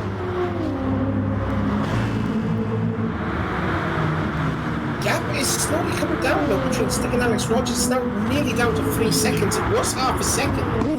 Yeah, so Stick did a 1:48.5 the previous lap, whereas Alex did a 1:48.4 on the slower compound tyres. So you're just looking got Cody now who's worked his way up to 12th after a mistake, so Ruben and Conan behind him, but he's now over the back of Jerry Bear for 11th place. He's on a recovery drive here from the start. Yeah, as you mentioned, Stig, the gap has fallen. It's still seemingly falling here. So Alex Rogers definitely starting to find the pace of that Supra, or Stig is starting to struggle. Like I said, Stig has to produce qualifying laps, but then he's got to be careful he doesn't do those mistakes like we know he has done before many times in the past. He's in a great spot right now. As you see, I'm seeing the Gatti on my screen trying to make a pass on Dan's on the outside going into Parabarca. Tucks in yet again. He's just trying to force him over the game, trying to make a mistake, and trying to find a way by. Dan's a bit too hard and been tempered in the fires of the racing here in our too many years, and just he's not going to fall quite easily to that. Yeah, he's probably easily the most experienced driver in the ARC. He has not missed the TNA race. Now then, here comes the Gatti to the inside, going into the Retafilio. Mercedes versus Mercedes, and Dan's just lets the Gatti by. Doesn't be careful about Thomas. Has to be careful about Thomas by. Dan's did a good job to hold on to that position, and now Robocop is on the back now, and Wise Guys too, follow with Noxley. Surprised Noxley stayed in that draft, doing very well. He's going to try and stay on, try and score as many points for his Team Apex as he can. They're not looking too strong here, only having one of these cars in this top lobby. Meanwhile, I believe it's Ice-T Racing with Thomas PT, Alex Rogers, and... Iceman is not this. I was going to say... Iceman's not in. I was going to say, I figured that, I thought they had another 3 cars in this lobby, but no, Iceman is not in lobby A, in lobby B, I'm pretty sure. Yeah, I think he is. Speaking of Ice-T, Kobu's now up into 11th place. He's now nearly 2.5 seconds away from Noxley, so potentially this could be, and he's playing Jelly Bear too, so we could see potentially a 10-car draft here for second place. Anything could happen here. Stig still maintaining his gap at 3.2 seconds. It's falling, rising, coming and going, depending on what sort of track he's in. But I'm curious about how he's saving the fuel with the rest of the field, because that's going to be pretty big. So he's currently at roughly 75% fuel. Alex, actually a little bit less. Chile a little bit more to that's to be expected at a 7th gear. So actually Stig's doing a pretty solid job maintaining his gap while saving as much fuel as the cars behind. But it could still come to hurt him because he's on these soft tires while everyone else behind him has to get to go to the soft tire. Gatti just sets the fastest lap there, 147.610. He's freed himself from Dan's and he's pulled away, and he is catching Law in a hurry. So be careful, the point leader is coming right now. See, it's falling just a little bit more in the corners, but immediately picks back up because Stiggs has the soft tires where he can just get the power down and pull back away. So it's a bit come and go here, but Alex Rogers, importantly, isn't in the slipstream of Stig.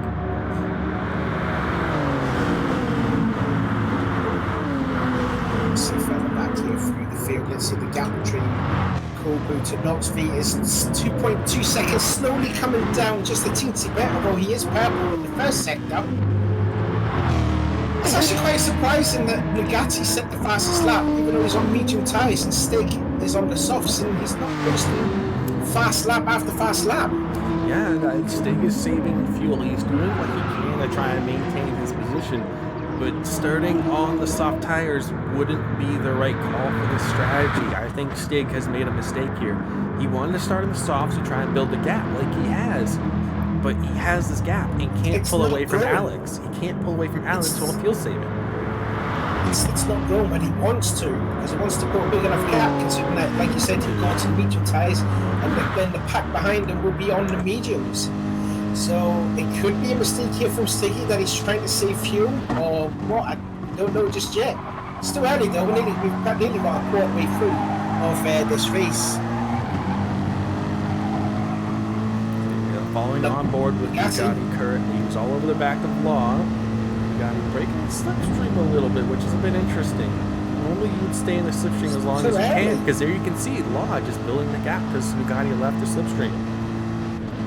That's a bit odd there from Nagati. It's going to allow Dance to close up a little bit. That's a nice thing to see, isn't it? Just a whole train of cars all battling for position and you've got like Wise Guys just slowly catching up, really getting sideways on the exit of the Rettifilo, and Knoxville too. They're just hanging on within grasp of that battle for second place. The gap between second to 10th is about 5.7 seconds. Look at the field of cars going in there, Reggio. Look at that. That's so good to see, isn't it? It is. One mistake can cause a complete catastrophe that entire field. All it takes is Alex Rogers or Chili to go a little bit too wide on the AstroTurf to spin the car, and next thing you know, there could be 2 or 3 more cars involved in that accident. So anything could happen here. It's just 45 minutes left in this race. Wise Guys now sets the fastest lap, 147.597, so that's going to be a power puff machine. Looking quite quick than now. I'm just trying to see if that is now the current lap record. Looking at it right now, it's, what was it, a 597? He's missed it by 1,000th of a second.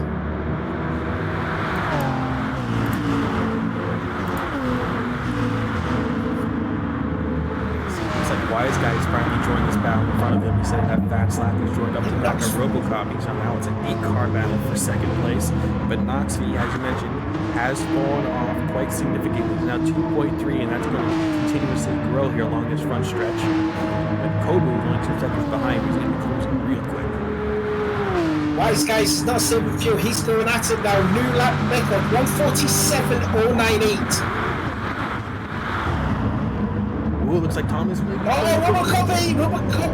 Start bricked in turn 1, and now here comes Wise Guys. Not going to do it just yet. Right on board now with the current lap record holder now. Not lap record.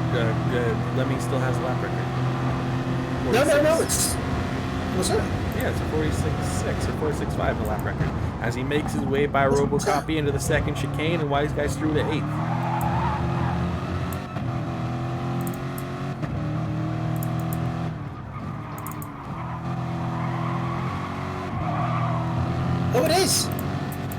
Oh, it is, my bad. Sorry. Ooh, Thomas picks up a 1.8 second penalty here. He's going to have to serve here on the Sraglio.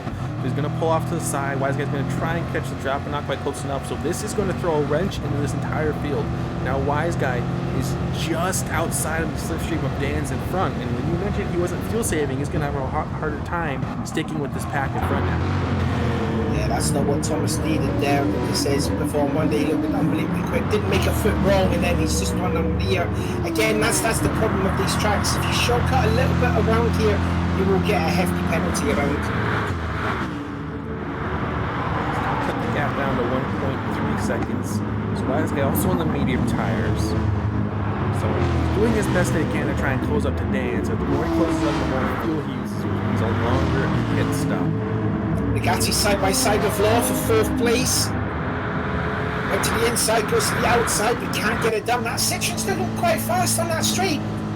That it is. Robocop is doing, or Law, excuse me, is doing an excellent job to maintain within this top 5. And Alex Rogers, I have to give him props too for just not letting Stig pull away. It's going up and down from time to time, but it's still 3 seconds. Stig just can't rev that Corvette enough. He doesn't have the slipstream to try and beat these guys. And looking at his fuel right now, he's a bit more than Alex has, so he's still going to probably come out ahead of Alex, but Chili is probably going to come out ahead, if not even with them, and then Chili's going to have the soft tires. Yeah, I mean, I would expect it Sticky to put such a big gap though, and it looks like to me he's definitely fuel saving, but he just needs to open that gap up. The more wear on his soft tires he's going to have, the harder it's going to be for him to open up that gap. Yeah, but it is, as you say, it's just consistently still staying the same at 3 seconds. So Stiggy's going to have to do what all to do. He's going to have to put in qualifying lap efforts on medium tires.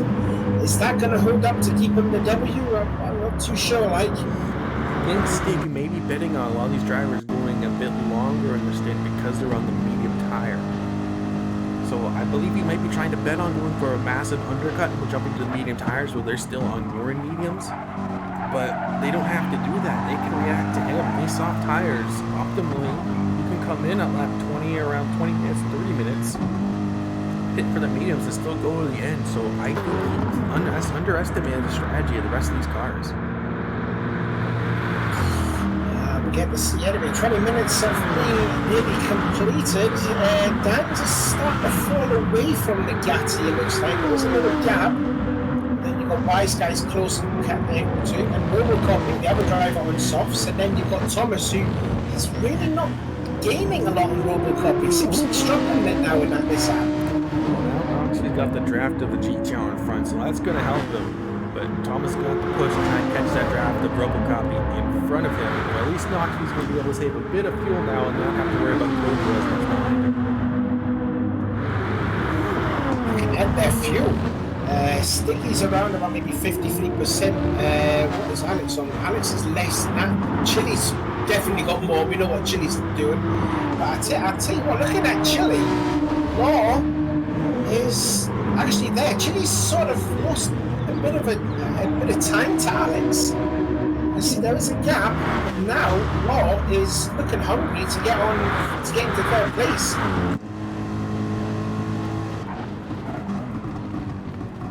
Chili doesn't want to lose that gap. He knows that he's going to be in trouble if he does, especially with the power of that car. It's really only effective here if you can stay in the slipstream. That's its biggest strength, is being able to use the slipstream, pop it in that 7th gear, and just coast along, save fuel, and then jump everyone in the pit stop. That's the optimal way to drive the Citroen here, and it fits Chili's driving style pretty much perfectly. But if he loses the back of Alex Rogers, he makes mistakes, he picks up a penalty, it's not going to be his race to win anymore. Speaking of penalties, Scopo just bound one. He must have shortcut through Mascari. He didn't pick up a 1-second penalty, so he's now lost that draft with himself with Knox v 1.6 seconds now. So Kobu really struggling in that Nissan, and I thought he was going to be one of the favourites, but he hasn't seemed to recover after that first lap spin. I've thrown him under the bus before, and I've thrown him under the bus enough times, but I'm pretty sure everyone knows this isn't the first time that's happened. But whether or not it was his fault this time, that's up in the air. I mean, he did get the tap from Dan's, so I mean, it's quite possible that in the end, Dan's could actually end up getting a penalty after this, because he did make contact and he did help Ruben go around, but that's up to the stewards to decide. He's definitely up though. Now the gap less than 3 seconds. He's still doing, Sticky's doing 148s, like mid to early 148s, whereas Alex is doing early 148s. In fact, the last 6 laps, his lap times have been between 148.0 to 148.4. That's pretty consistent, whereas Sticky's, it's about 147.7 to a 148.6. So you can see Sticky's lap times is a little bit erratic compared to Alex's. Alex, he likes the Supra, but he doesn't like it out of the chicanes. He says he struggles quite heavily on the exit at slower speed, and it just doesn't have the torque and acceleration to pull. So if he races side by side with a GTR Citroen that has a bit more closer gear ratio towards the bottom end of the rev range, he has a hard time maintaining that position. But luckily for him, the Supra naturally wants to short shift to save fuel. Notice there, an overtake that had been made before we were talking about that. Thomas has passed Robocopy up to 8th place. Wise Guys is now caught up a lot on Dan's. She's back on board with the points leader still. I'm actually genuinely surprised that Nagati is holding back. We saw what Nagati was like in the Red Bull Ring. He just wants to get on and race and try and get the lead. But from here, he's obviously driving with a different tactic. Just look at the fuel levels right now. In this middle of the pack that he's in kind of right now, he doesn't have the most fuel. So with 6 minutes left and what was probably going to be the stint for most of these drivers, I think they're going to try and hold on a little bit longer. So I think Stig Nagati wants to try and save a bit of fuel now while he can, because he's a bit lower than the cars around. He's lower than Dan's, he's lower than Law in front, he's lower than Chili. He's not as low as Alex Rogers. Alex Rogers, I believe, has the lowest amount of fuel on par with Wise Guy right now, but Wise Guy had to push a lot to try and close up to this front pack. Right, looks like Stiggy stepped up there last lap, 147.964. Alex Rogers 148.372, gained 4 seconds, back up to 3.2 now. But Alex is setting a blue lap time here, so he's setting a personal best around here. Look at that 6-car train over second place there. Gap now between Alex to Wise Guy is 2.7 seconds, and then you got Thomas, who's freed himself away from Robocop. He looks like Robocop is starting to struggle on those soft tyres, and Kobu's now up into 10th place, so Knox is down to 11th. He's made a mistake on this lap. Jerry Bear still in 12th, and CRubennnn in 13th, and Mini Conan at the back of that Volkswagen is still in last place.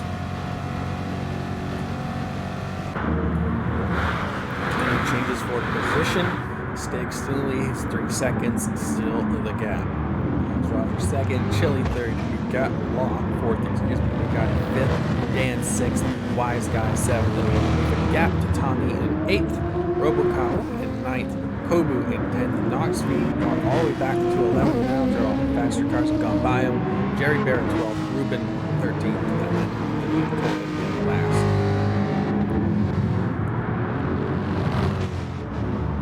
I'm just waiting to see when, like, these guys from 2nd to 7th, when are they all going to make their pit stop? Are they going to come in together, or will they come in separately?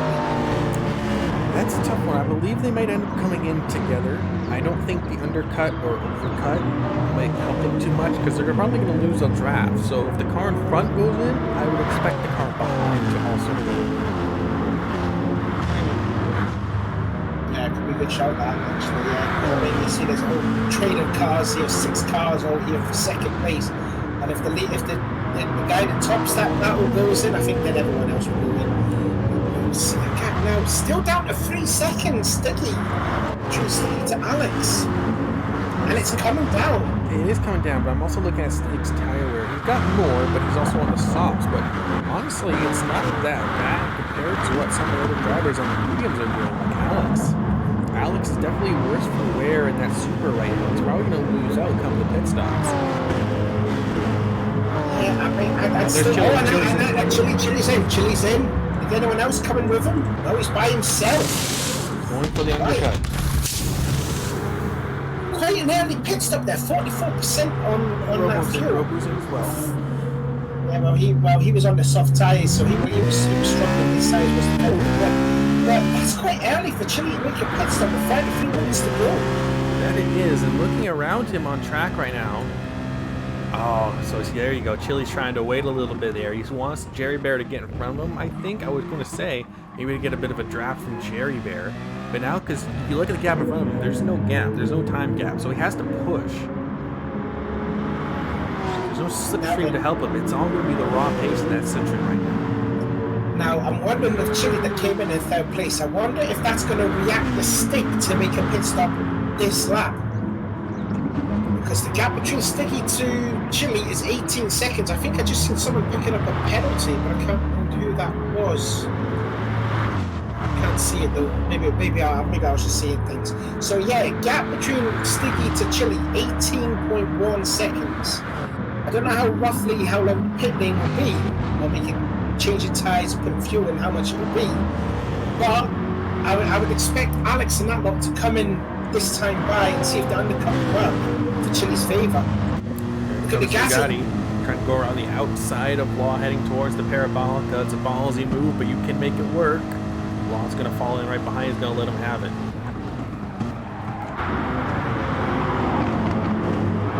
Law's tyres are looking still fresh, to be honest with you. Stig stays out, Alex stays out, the rest of the leaders stay out. This might actually play up to Chili's hands. He pitted for softs quite early. These guys are all on board mediums right now, so it's quite possible that Chili right now could be the advantage. Dan's having a lunge at the Retafilio on Laws. That's 4th place here. Get the speed off the Mercedes, off of the Retafilio. Oh, there's a little gap for the Mercedes to be in there, and Law will give him the room. He's got to be careful he doesn't let Wise Guys through. So Dan's possibly goes into 4th place. Yes, he does. So Dan's now into 4th. But as you were saying there in regards to the pit stop with Chili, I know he'll come out with his tyres being the temperature and that, but don't forget though, when it comes late in the race, he's going to have his soft tyres a lot more worse than the likes of, say, Alex and Nugatti and Dan. So that can also play a factor in the ending of the race.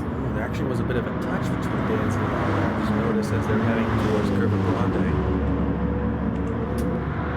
Let's see if we can get another replay of that and get on board Dan's, because there was another bit of a touch. So Law gave him the room on the inside. God, there was a bit of he must have lost a bit of traction right there in the middle. Yeah, there was a little touch there. Yeah, that's looking a bit aggressive here, isn't he? You got to be careful. You might get slapped with 2 penalties today. I don't think that one didn't really cost anything. Law didn't spin out or anything, so I don't think that would be an issue. Not quite, but there was contact and a gain of position did end up happening, so stewards will have their eyes on it, and I'm sure Dan's will probably draw it to their attention. Stig not quite going in just yet either. It looks like Nugatti is as well as Dan's. Yeah, Nugatti is. The rest of the R, nope, Law stays out. Law with the juke stays out. Oh, interesting. And Wise Guys is also in. Thomas is in. Let's see where Nugatti's going. So Chili's just left the powder ball account and coming across the start-finish line.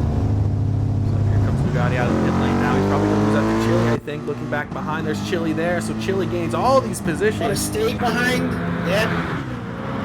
But don't forget, Chili will be on worn soft tyres compared to Nugatti and Dan's. Chili did.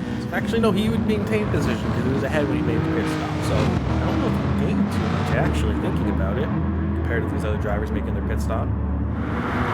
Oh, possibly. Just seeing where Wise Guys came out behind Ruben, so that's still going to help Wise Guys here because he's got traffic in front. I think at most he probably gained a second, but I don't think it's worth that much in the long run here. He's probably had to do a bit of fuel saving as he's mostly on his own. Wise Guys just passed Ruben off of Rogia, off of turn 5, so he's passed Ruben on those warm mediums. So up to 8th place. I didn't lose a lot of time, so he'll catch up to Dan's now. So 3 drivers up front, actually 4 if you want to count who up yet to pit.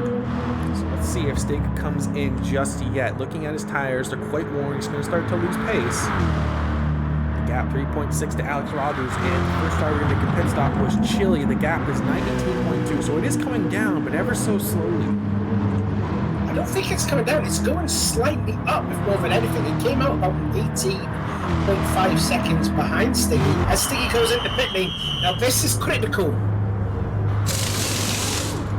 How much fuel do you want to put in the car? Law's in. Alex is in. This has got to be 27 minutes left. Nobu's in. He comes out of the pit lane. Where's he going to come out? He's come out. He's got the lead. He still has the lead. But where's Chili? Chili's there, but it's going to come down a little bit. But Stig is on the mediums.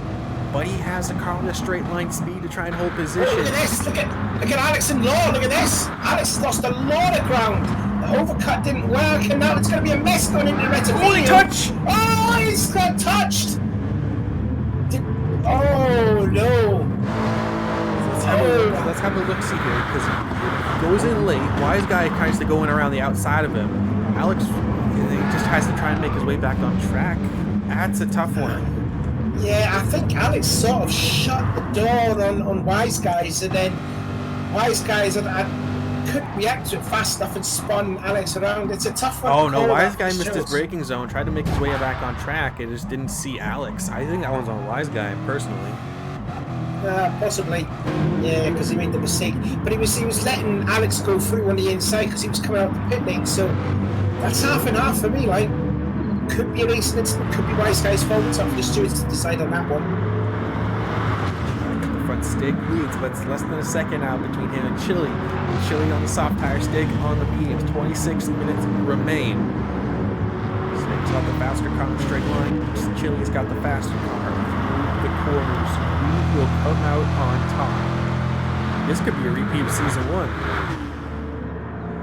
Yeah, it could be. Hopefully Chili will not do a dance and pick up a penalty late on in the race, and then Kev will come along in a hurry and just misses out on the win. If he had to do another, if there was like an extra lap, and yeah, this could be curtains for Stig as Chili sets the fastest lap of the race. Catching up in the slipstream. He's going to look to the inside. Will Stig go defensive? Stig puts his car in the middle of the track. Chili's going to look to the outside, not quite close enough to go for the move. Going to try and look for the exit, try and use the power of that Citra and the grip it has. Can't quite get alongside Stig.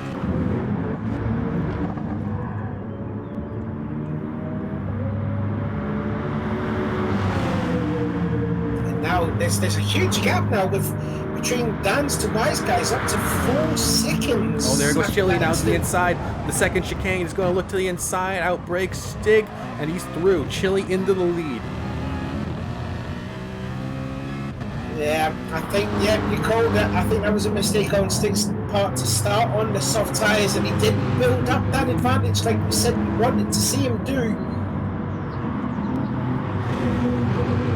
And you can see the Gatti already close at 1.2, 1.1 nearly.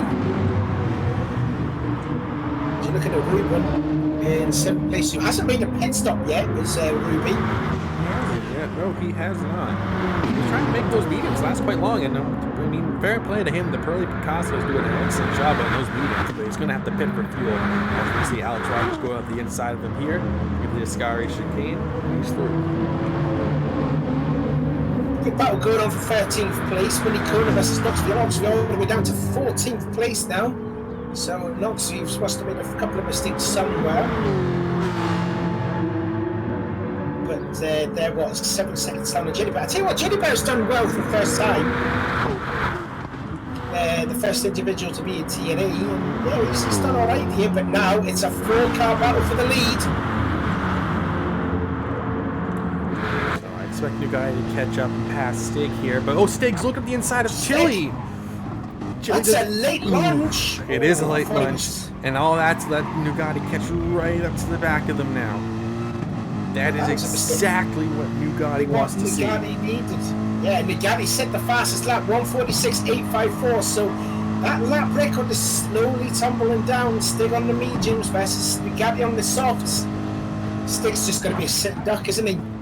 Especially in these braking zones, that Corvette's quite the heavy car. He goes a little bit wide, picks up into the 7 track, so he's not going to get the best run out of here. But fair play, he's sticking on the back of Chili. If Chili makes a mistake like he's done in the past, this race could be blown wide open. Yeah, I think Nugatti's looking really hungry. He wants to go. He wants to get second place. He wants to hunt down Chili. Side by side through the Cerro Raggio. But no, Nugatti stays information in that 3rd place. Look at that, 1st to 4th, just a second between the top 4. If anything will happen to the 3 ahead of them, Dan is there to pick up the pieces and it will finish on the podium. Close, 22.5 minutes remaining. Stig looks to get to the inside. He's trying to go for it. Chili's going to not let him have it. Side by side through the Parabolica, but no, but Sticky's run wide on the exit. And here comes the Caddy. Can't get it done. He's on the Look how slipstream. close they are. Look how close they are, nose to tail. Now Chili has to go defensive. Stig using the power of that Corvette to go around the outside of Chili, but can he outbreak him? The guy's going to try and follow him through. Did get it done. Can Stig get it turned in and stopped in time? He misses the apex of the first corner. A little bit of bumps from Nugatti in the back of Chili, but Stig back in the lead. Wow. Oh, dearie me. I tell you what, I said it last week, but I'm so glad season scored back. Look at this race, and all of the top 4, nose to tail, separated by a cigarette paper. But now Chili and Nugatti side by side. Nugatti tried to put 2 tires in the grass to try and find a way by, but he couldn't get it done. And if Nugatti and Chili start fighting, that means Stig may actually end up making a gap again and breaking away. But now Dan's is in the mix. Yeah, Nugatti's got to be careful now because he hasn't got that leeway between himself and Dan's. Dan's is now right behind Nugatti. So Nugatti's got to make a pass tactically to keep Dan's behind so that Nugatti will go back to 2nd place. Gets a great one off of Lesbo too. Trying to look around the outside into a Ascari. That's a scary one to make. You can make it work. I've done it in the past, but he's not going to be able to find a room for him on track right now. Dear me, look at this. You want to get on board with Dance. He's got the best seat in the house here. One thing I want to see is how far Wise Guy is back behind him. He's only 3.4, but if they keep fighting like this, yeah, if If they keep fighting like this, he's going to close right up. Stig's still in the lead, 20 minutes remaining. Let's have a look at all their fuel levels. And it's Chili's. Sorry. I was trying to look, but Chili on fuel is only half a tank, while everyone else around him around 60%, 60-65%. So Chili might have to do a bit of fuel saving towards the end of the race. He might be running on fumes, but I tell you what, a guy who's coming in a hurry is Thomas. He's just passed Law. Law must have made a mistake. He's down to 8th place. Thomas and Alex are working the air in the slipstream with Law. This is sketchy. So I wouldn't count them out. Bugatti tries to go the inside, but he has to brake like Dan's. Dan's trying to make double foul. But Stig holds. Double foul when it's a failure. This is unbelievable. Stig does it. Stig does it on the inside and the outside of the second quarter. Dan's up to third. That is pass of the season right there already. A candidate for pass of the season. What a pass from Dan's. Stig still holds on to the lead. Chili, he has to do a bit of fuel. Ooh, maybe a few bumps there from Bugatti to Dan's. And look how close Wise Guy is now. Wise Guy is 2 seconds. He's nearly down to 2 seconds. And Thomas is down to 3 seconds. Ooh, this race is a good one. I think will this go by as one of the greatest ARC races that even beats the McGann Trophy Cup at Brands? I certainly think it will be. I don't know if it'll beat that race, but I mean, we only have 19 and 20 seconds left in this race to go. I mean, if Stig on the mediums can hold on to that lead for long enough and force Chili, Dan's, and Bugatti to use their tires fighting each other, he could hold on for the win here. He has more fuel than Chili, so Chili will have to probably fuel save a little bit while he can. And if they keep fighting for that second spot and Chili holds, their Stig holds on because he's got the better car at straight line speed, this race goes in Stig's hands. Oh, Bugatti all over the back of Dan. Thought he was going to make a move at the parabolica. Thought better of it not to, but holds into 4th position. But look at this. Less than 7 attempts between 1st to 4th, and Wise Guys is coming 2 seconds back as Chili goes to the outside to get that lead back. Bugatti sticks in the slipstream. Look at this. Look at Dan's. Dan's just getting the slipstream off of Stiggy, and he might take 2nd place. Not quite close enough, but Stig, just the power of that quarter. Oh, he's trying to go around the outside of Chili. He can get it done here. He's doing it again like he did to Nagani. He might have it done again. He does have it done again. He has the position. Dance. And absolutely, and there goes Nugatti too. Nugatti too. So Chili has gone from 2nd to 4th after 3 corners. And the gap now between Chili to Wise Guys, he's within distance and he's verbal. Nugatti was in the back of Dance there, but he managed to keep on track, and Wise Guy's coming into this battle, and Stig is loving all this. The more they fight behind him, the harder time they're having to fall back behind way by. Ooh, Stig almost loses it though. Stop, be careful. Now Wise Guys is in within slipstream distance, nearly half a second away from Chili. 1st to 5th, less than 2 seconds. And even then, Thomas is coming up on this too. He's 3.2 seconds behind. We know how good that GTR is on a straight line.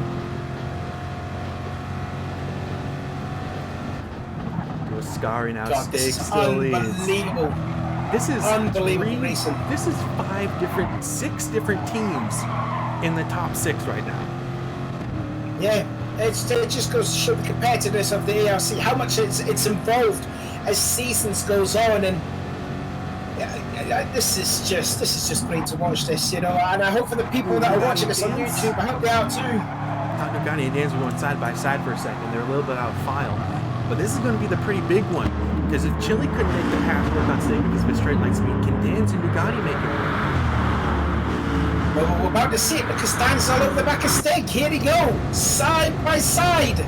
This time Dan's will go to the outside. Look at Bugatti, he's going to try and make a 3 wide. Can he hold it? Dan's trying to make the work around the outside. He can't get it done. Stig still holds on, and there's Wise Guy involved in it. Chili's trying to capitalize. Possibly. No, he can't get the power down. Can't get the power to Citroen down. He's got to be fuel saving as much as he can with nearly 15 minutes to go.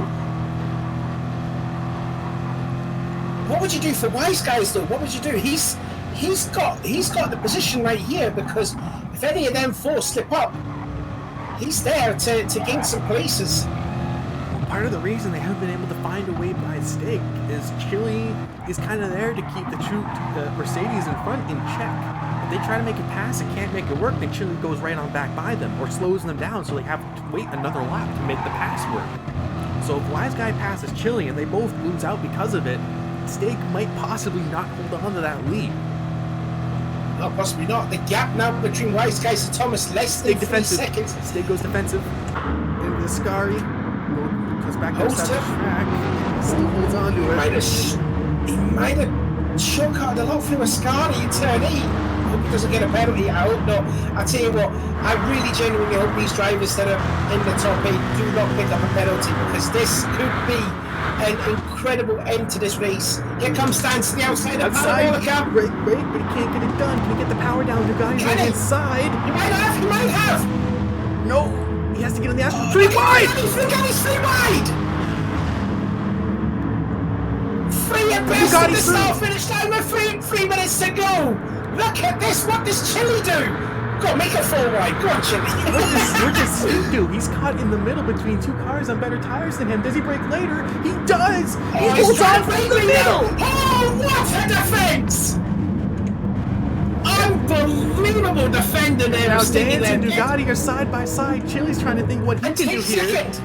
Nugatti's back through. Steak's Wise Guy's there. Thomas is catching up. What is this race? Yeah, this is better than the Gran Turismo we got. Throw away the key. This is definitely by far the best. This is unbelievable. Wise Guy's making a look now. On Chili, going into Rochi at 10, 4 and 5. Doesn't get it done, but now Thomas is there now. 1.6 seconds, nearly within grappling distance.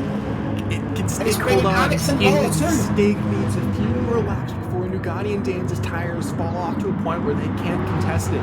That Corvette is his saving grace here. Well, that rear end is a saving grace here. The one defending is doing. Look at the guy looking hungry to the outside, going into Ascari now.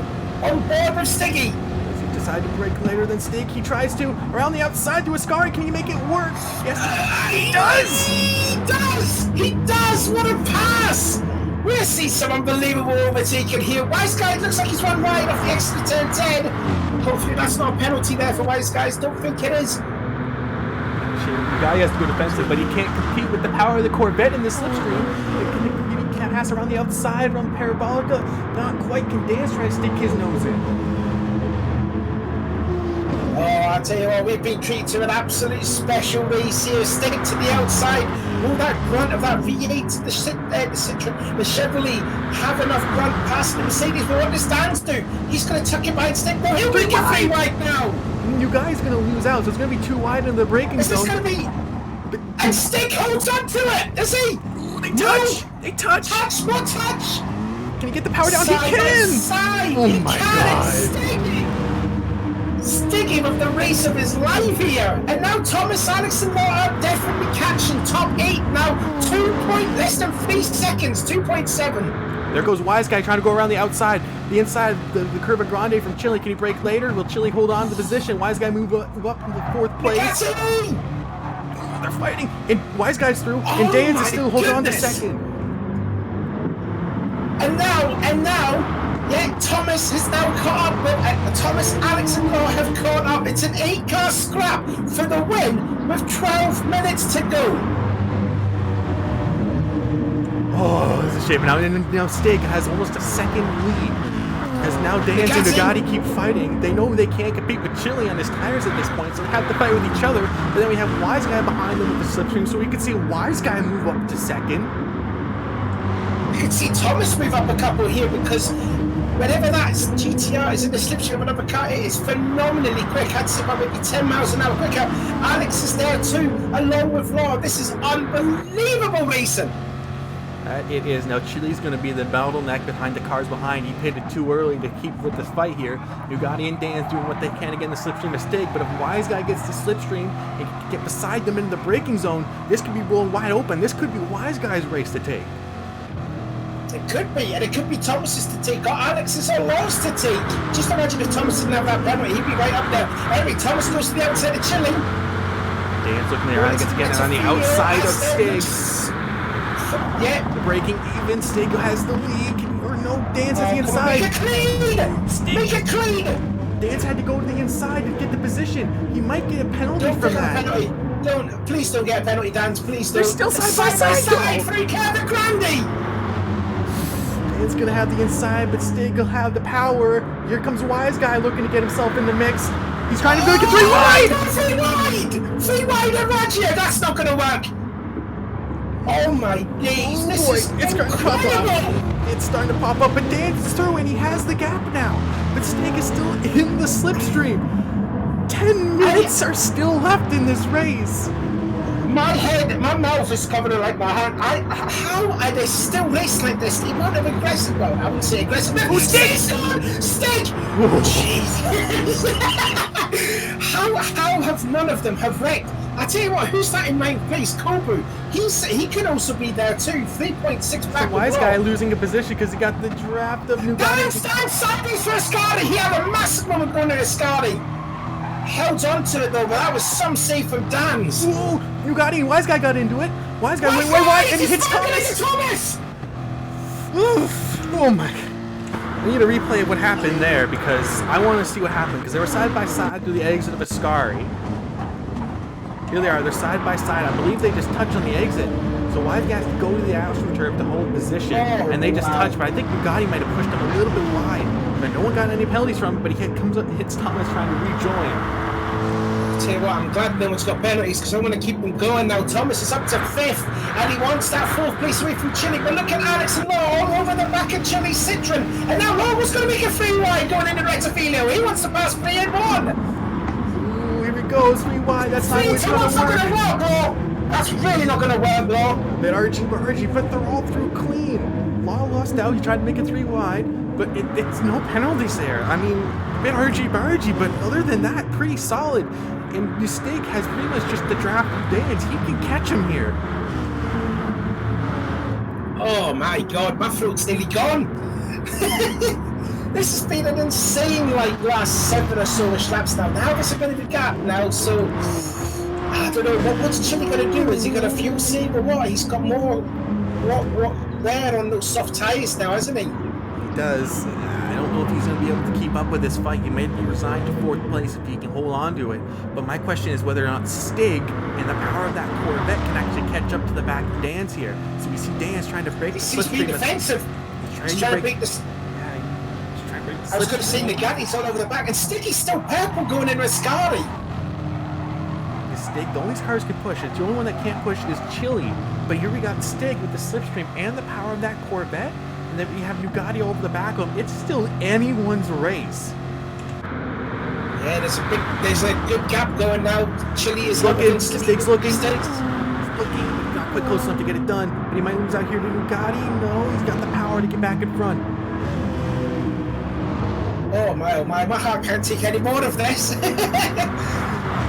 Alex to the outside of Wise. No, Wise Guy's made a pass on Alex, so Wise up to 5th. Oh, there goes Nugatti trying to look around the outside of Stig, but he's not going to have the power to do it. But he's going to cut off Stig from making the move around Dan's. Dan's way defensive, and Stig just can't find room on track. They're almost 3 wide in the braking zone. There again. Dan's hold on. Does Stig a bit loose though? He's going to lose a bit of time here. Nugatti might try to find a way by, looking back behind. Wise Guy 5th, Thomas 6th, Alex 7th, Law 8th, Kobu 9th, back at the front. It's still 3-car battle. Stig on the medium tires, Dan's and Nugatti on the softs, but they are worn softs. I'll tell you what, I do apologize for the drive. I thought he had a bit of a slide going in the corner. He is doing everything he can to push that car right now. He's driving. I think everyone's palms are all sweaty. I can guarantee you that. Like less than 10 minutes to go. Battle going on for 6th place side by side at Les Bulls. Thomas just holds on to that 6th place, but he will lose a lot of ground to Wise Guys who nearly went off at the exit of Les Bull 2. They kept up a bit of the kitty litter. And Kobu's there now. Kobu is there, but I'm still trying to focus on this battle for the lead because anything can happen. Any mistake from either one of these guys to make contact, and the rest of the field is back up in it. It's just really down to Chile. What can Chile do? Has he got that pace to... He must be saving fuel, isn't he? He's got to be East Chile, isn't he?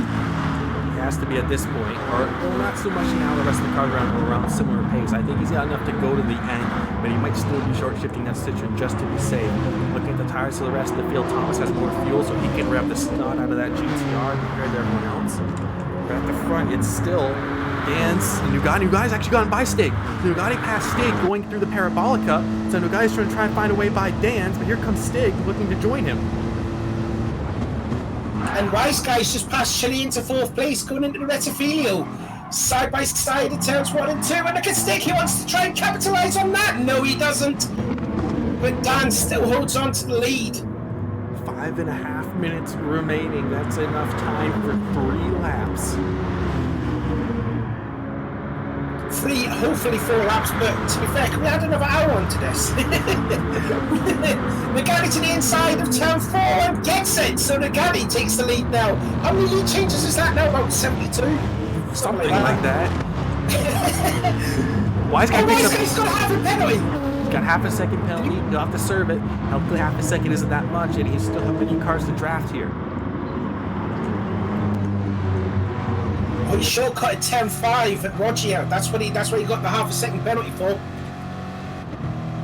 I want to see Stig spin this. I gotta admit, I'm rooting for Stig here. Oh, I think everyone else is. I hope everyone's in the chat is enjoying this as much as we are. Boy, oh boy, this is amazing. It's nice and clean. So Dan's and Nugati definitely starting to struggle on their tires. I just had a look at the tire wear not that long ago. It's quite possible that Stig could actually close up in twistier sections like Ascari and Lesmos. Have they sort of quieted down a little bit? I hope so. Stig goes wide to Parabolica. Stig goes very wide to Parabolica. He's going to lose some time here. He's going to close up through the slipstream.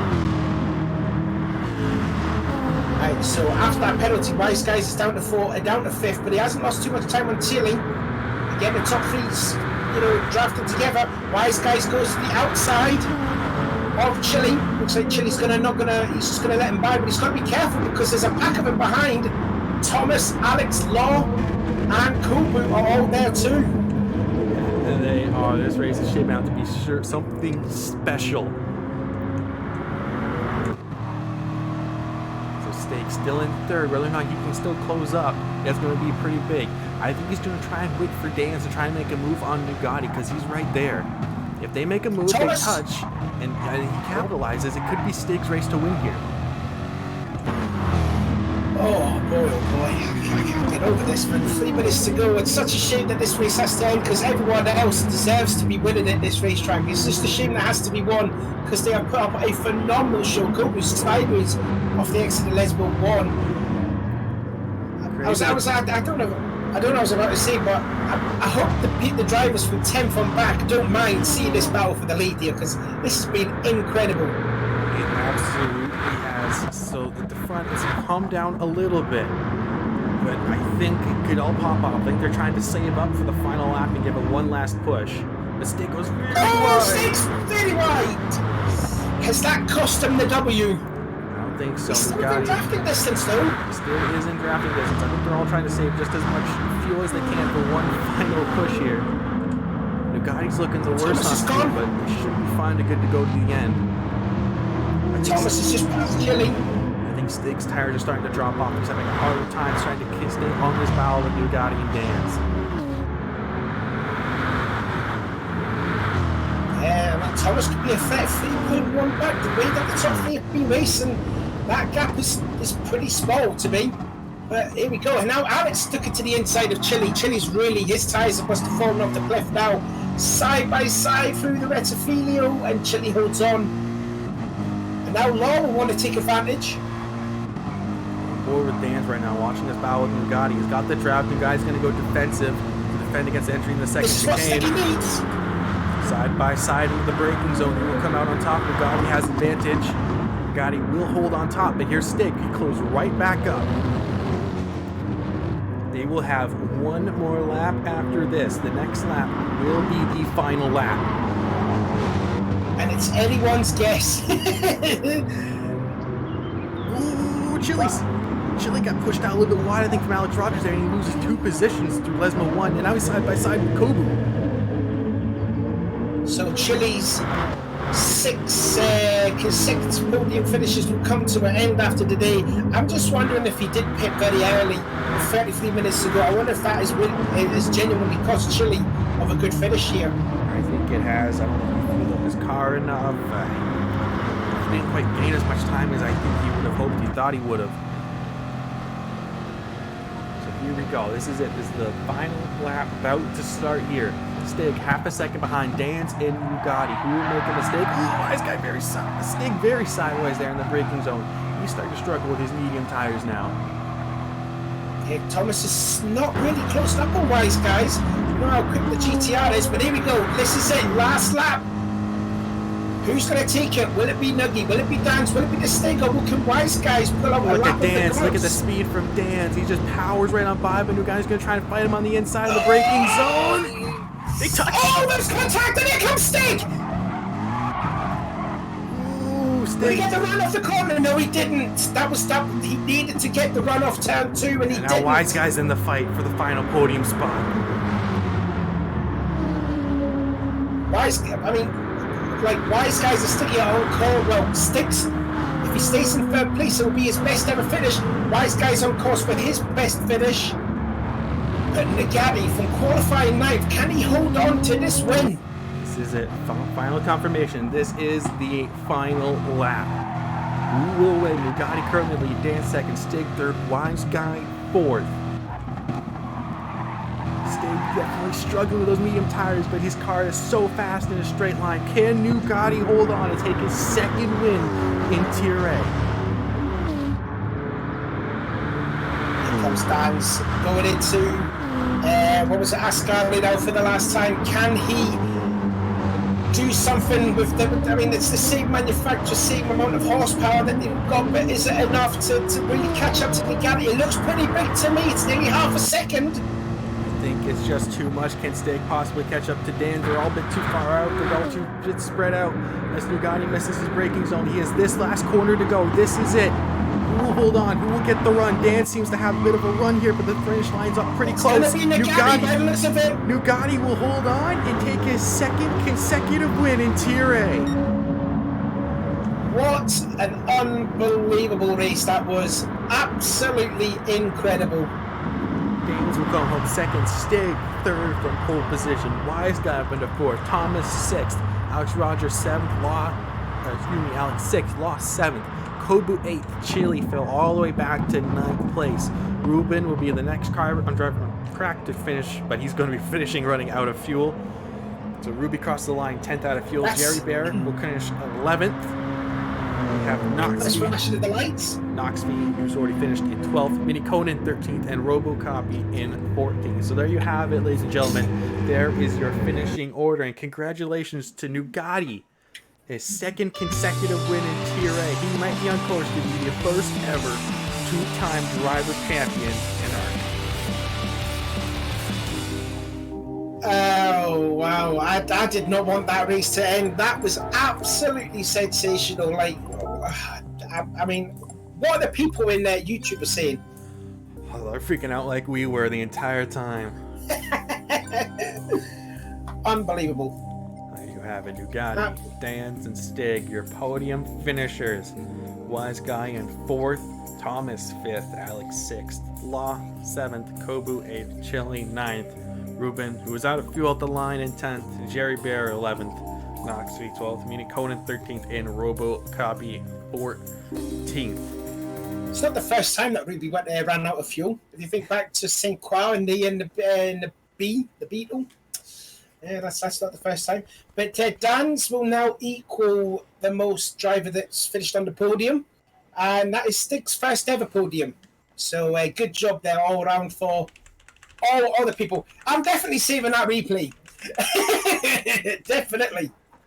Absolutely sensational. 100%. But ladies and gentlemen, that will conclude the racing for today.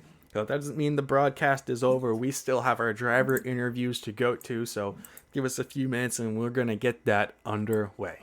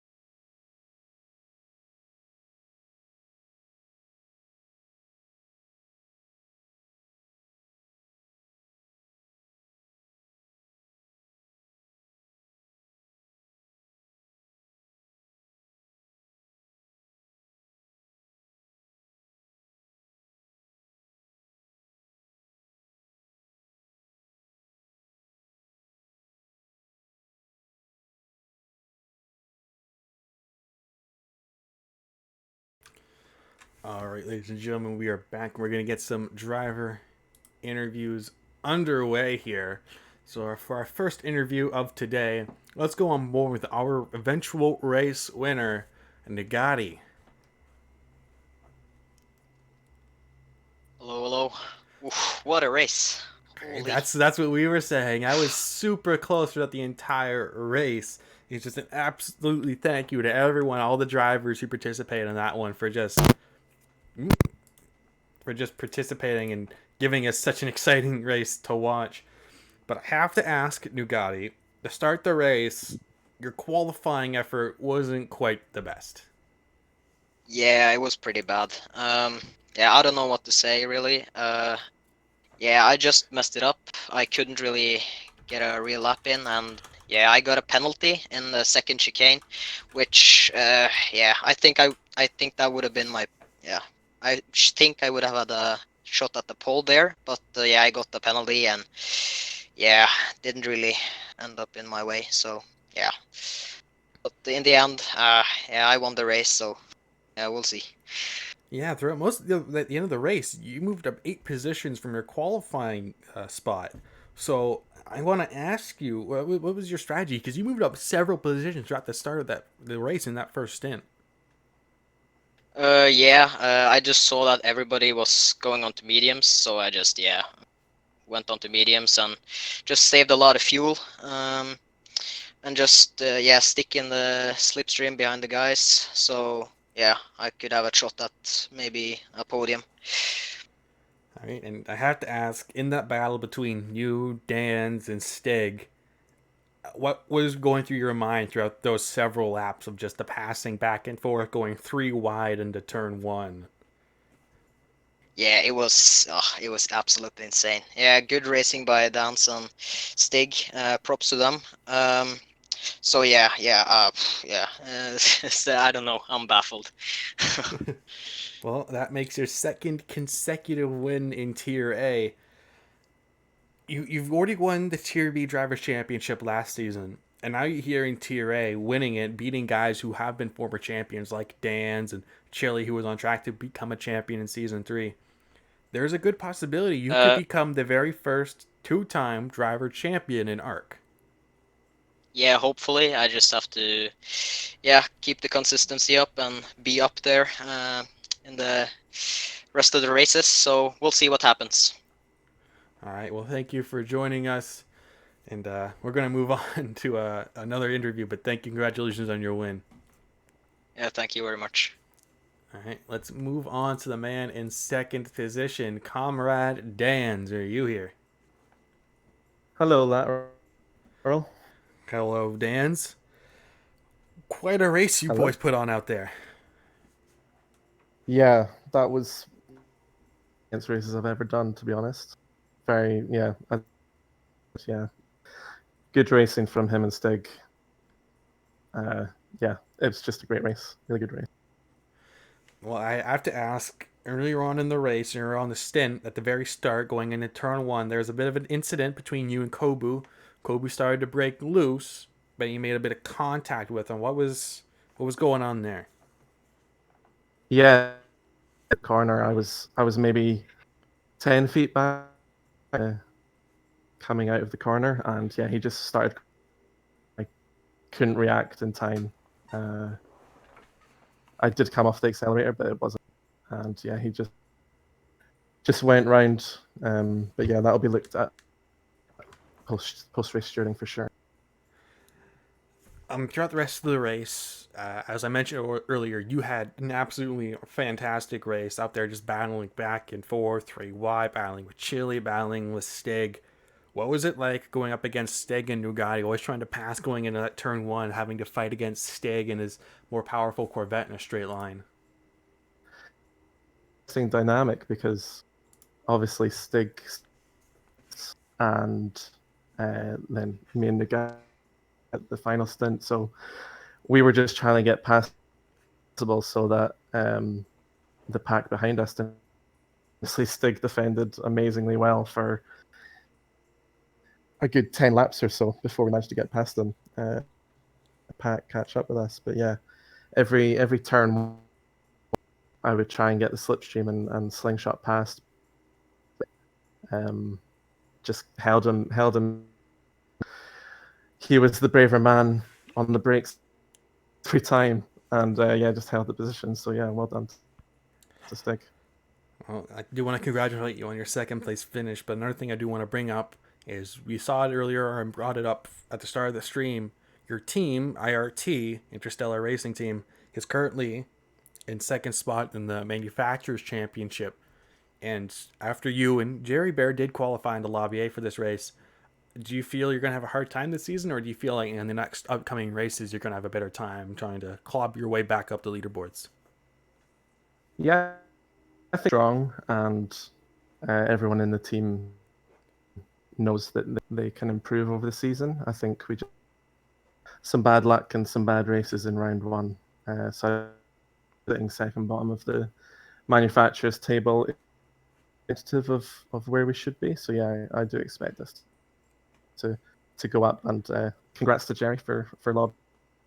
Huge achievement, huge. Well, I'll finish the driver interview. Once again, congratulations on your second finish here today, and thank you for putting on just an absolutely exciting race for us to watch. All right, let's move on to the man of the hour, the one, the only, Stig. How are you? I don't know, honestly.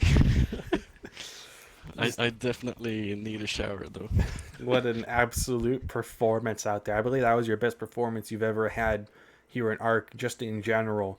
You were leading for so long, and you were on the alternate strategy, and you managed to keep off the guys on the soft tires like you had. Just absolutely phenomenal race out there. But one thing I do want to bring up was your absolutely dominant qualifying, 6/10 ahead of the next closest driver. What was that about? Yeah, I must say I got really lucky because I think it was Chile and maybe Alex ahead of me, and they were like just on the brink of slipstreaming distance, so I got it the whole lap. It was stupidly fast, but yeah, I'd say it's more luck than skill in that point. But still happy with it. Right, and I did mention you were on the alternate strategy when pretty much everyone else other than Robocopy on the field decided to start on medium tires. How are you feeling knowing that you were the two drivers in the field starting on the softs? Yeah, about that. I didn't realize everyone else was on the mediums. So when people were starting to pit and all of a sudden it shows up all mediums and they are gonna change to the softs, I was I had a bit of panic, so to speak. It's like, oh no, this is not gonna end well.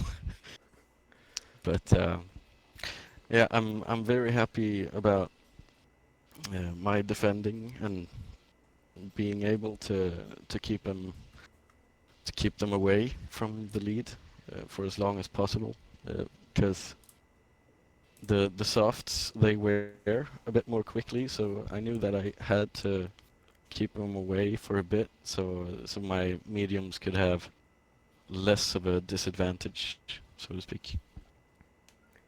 Well, I asked both Nugati and Danes about it, but what like from your point of view, battling back and forth, defending for so many laps against them and their at the time faster AMGs? Yeah, after a while I realized that if I really hugged the right side in turn one, I could just keep going pretty much and rely on the exit speed of the Corvette.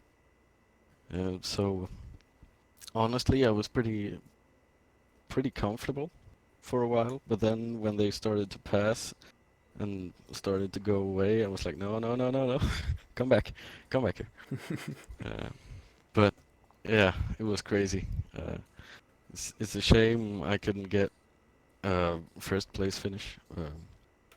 I might have been able to do it if I was what do you say, if I did my strategy right, if Well, I'd follow. but you know, Well, I'm happy I with my know, performance. I know your brothers in the chat rooting you on as much as you could. But the Yeah. next round is Laguna Seca. You feeling a bit more comfortable there? Perhaps Laguna Seca on Uh, the Corvette? no idea. I haven't done a single lap yet. But last time on Laguna Seca in the MX-5s, it wasn't that good, so I got some practice to do. All right. Well, congratulations on your third place, and thank you for putting on an absolutely phenomenal race for us to watch. Yeah, gonna watch it tomorrow. Definitely. Thank you and congratulations. Yeah, no worries. All right. Let's move on to the man in fourth place, CSX Wise Guy. Hello. Hello, Wise Guy, and congratulations on your fourth place finish today. You came from quite a ways back and worked your way throughout the field. Yeah. Second week in a row that something goes wrong the first couple of corners. So hopefully this doesn't become a trend. But first stint, other than that, was really good for me. I was able to work my way through the pack slowly, and come second stint, it got crazy. Everyone was hustling for positions.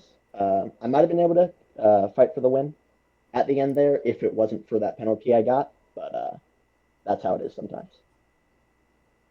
Well, one thing I do want to ask is throughout most of that race, you, as I mentioned, you were clawing your way through the field.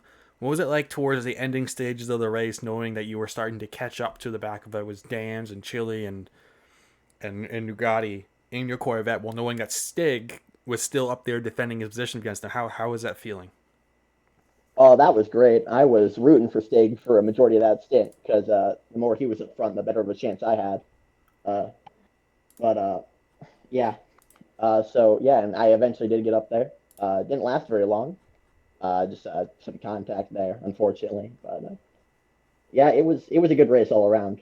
It was probably the most exciting race I've had, especially in that final stint. Oh, thank you. I should be saying thank you for putting on just an absolutely exciting race. But you scored some pretty solid points for your team Scudero Powerpuff Girls today out there in the Corvette, especially comparing what Chile was doing after what he qualified on pole. You qualified, or excuse me, scored some solid points. If I'm going to look at, let me just see if I can find the team's championships here. You currently are sitting above them, above Simp Racing, currently in fourth.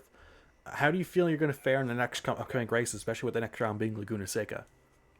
I like Laguna Seca. It's one of my favorite tracks, and I think it suits the Corvette well. Lots of elevation change. The Corvette's a very stable car. So next round, if we practice enough, Scuderia Powerbuff Girls should be able to do really well. All right. Well, thank you, Wise Guy. Congratulations on your fourth place finish today, and hopefully we get to see some more great things out of you. I hope so too. Thank you. All right. Let's move on to a man that didn't quite have the best race today. Let's move on to Kobu. Hello, hello. Hello, Kobu. I brought it up with Dan's, but at the start of the race, there was a bit of an incident between you and him at the exit of the Retafilio chicane. Tell us your side of things. Yeah, I think it was just the cold tires. Regardless of how much you can really warm them up in the formation lap, I just kind of came out of the chicane at a weird angle, and so putting on any sort of power was just spinning my rear tires just like crazy, and I just couldn't get any traction off. And yeah, I got a tap. I didn't even realize I got a tap from Dan's actually. I thought it was just me losing traction all the way. So yeah, it was just it was unfortunate, but I had to make the most of starting on the medium since everyone else was, and just try and claw my way back. Well, you did claw your way back there towards the end of the race. We saw you working your way up through the field. At the end, you actually managed to pass Chile for that 8th place. So, pretty of a solid result from a recovery drive from you. In that second stint, what was it like seeing the front pack start to slowly close and close and close, and Chile start to lose positions because he made that early stop? What was going through your head going through the field like that?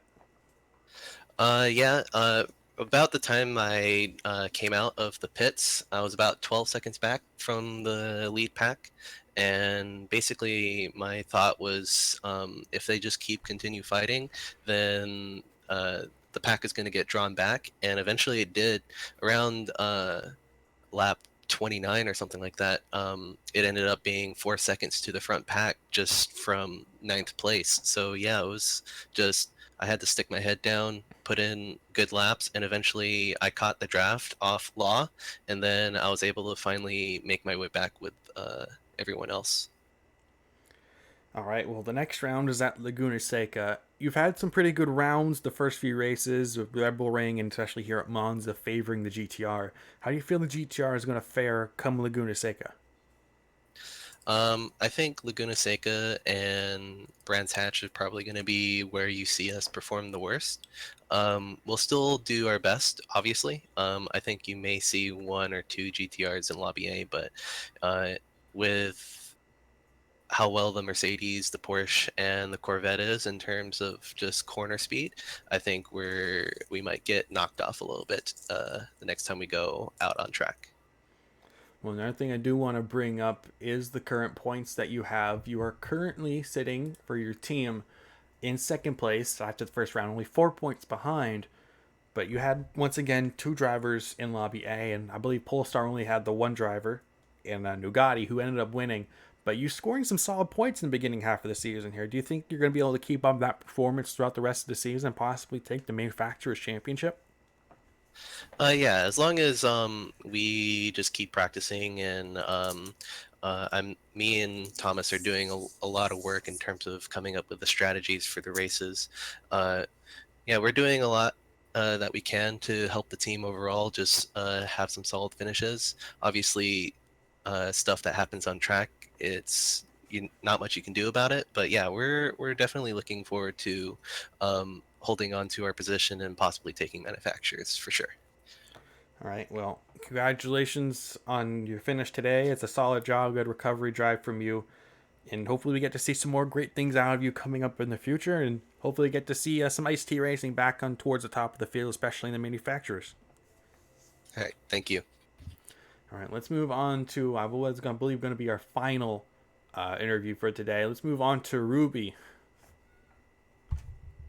Hello. Hello, Ruby. Your first time this season racing in Lobby A, especially as an individual. What was it like going from your point of view this time around? Oh, I was so happy to be in Lobby A. Literally, you cannot imagine. I felt like a kid with some candy. No, it's good to be back in Lobby A. Obviously, the pace has increased, so for me, it's becoming very difficult to catch on. I had an incident in the first or the second lap, I think, with White at Ascari. And then I was just at the back trying to make some places up.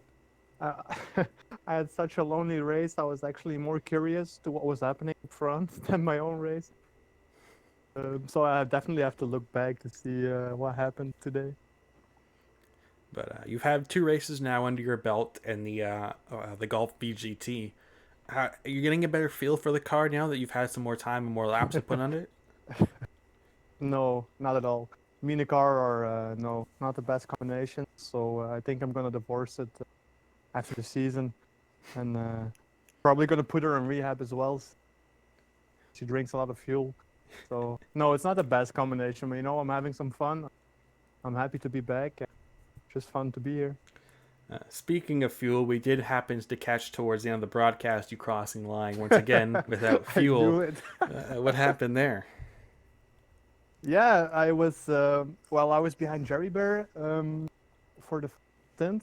I underfueled a little bit to be in a slipstream.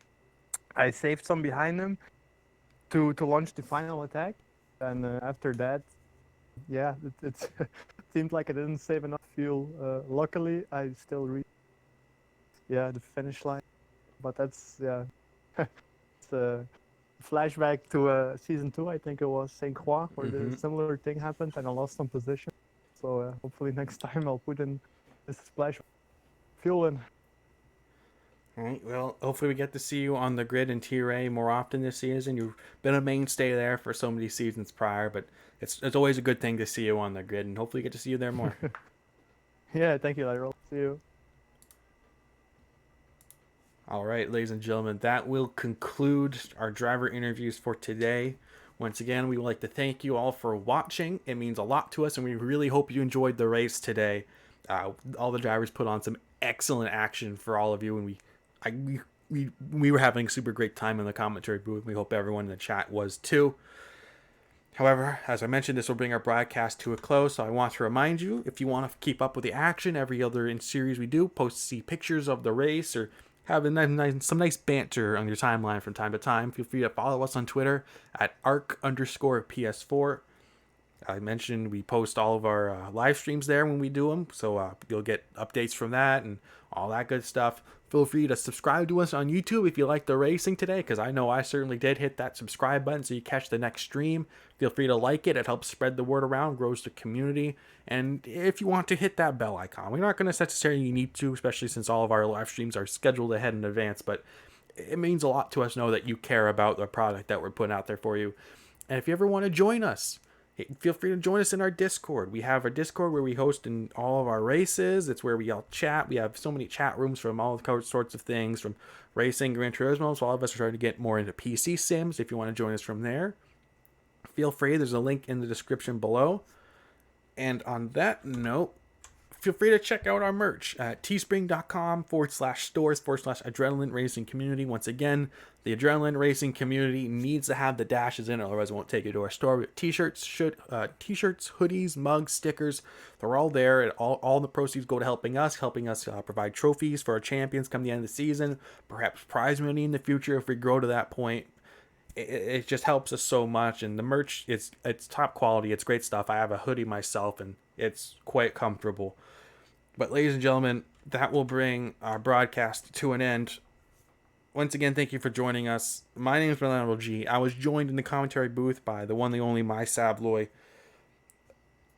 Next weekend, we do have a race. It is the final round of the Team vs. Team Championships, but we will pick back up with the GR3 Championships the week after next, which I've mentioned in the driver comment. In driver interviews was the round at Laguna Seca. That'll be round 3. So if you want to hit that, make sure you hit that subscribe button. Ladies and gentlemen, that will conclude everything for today. We hope you all enjoyed it. And remember, ladies and gentlemen, to keep racing.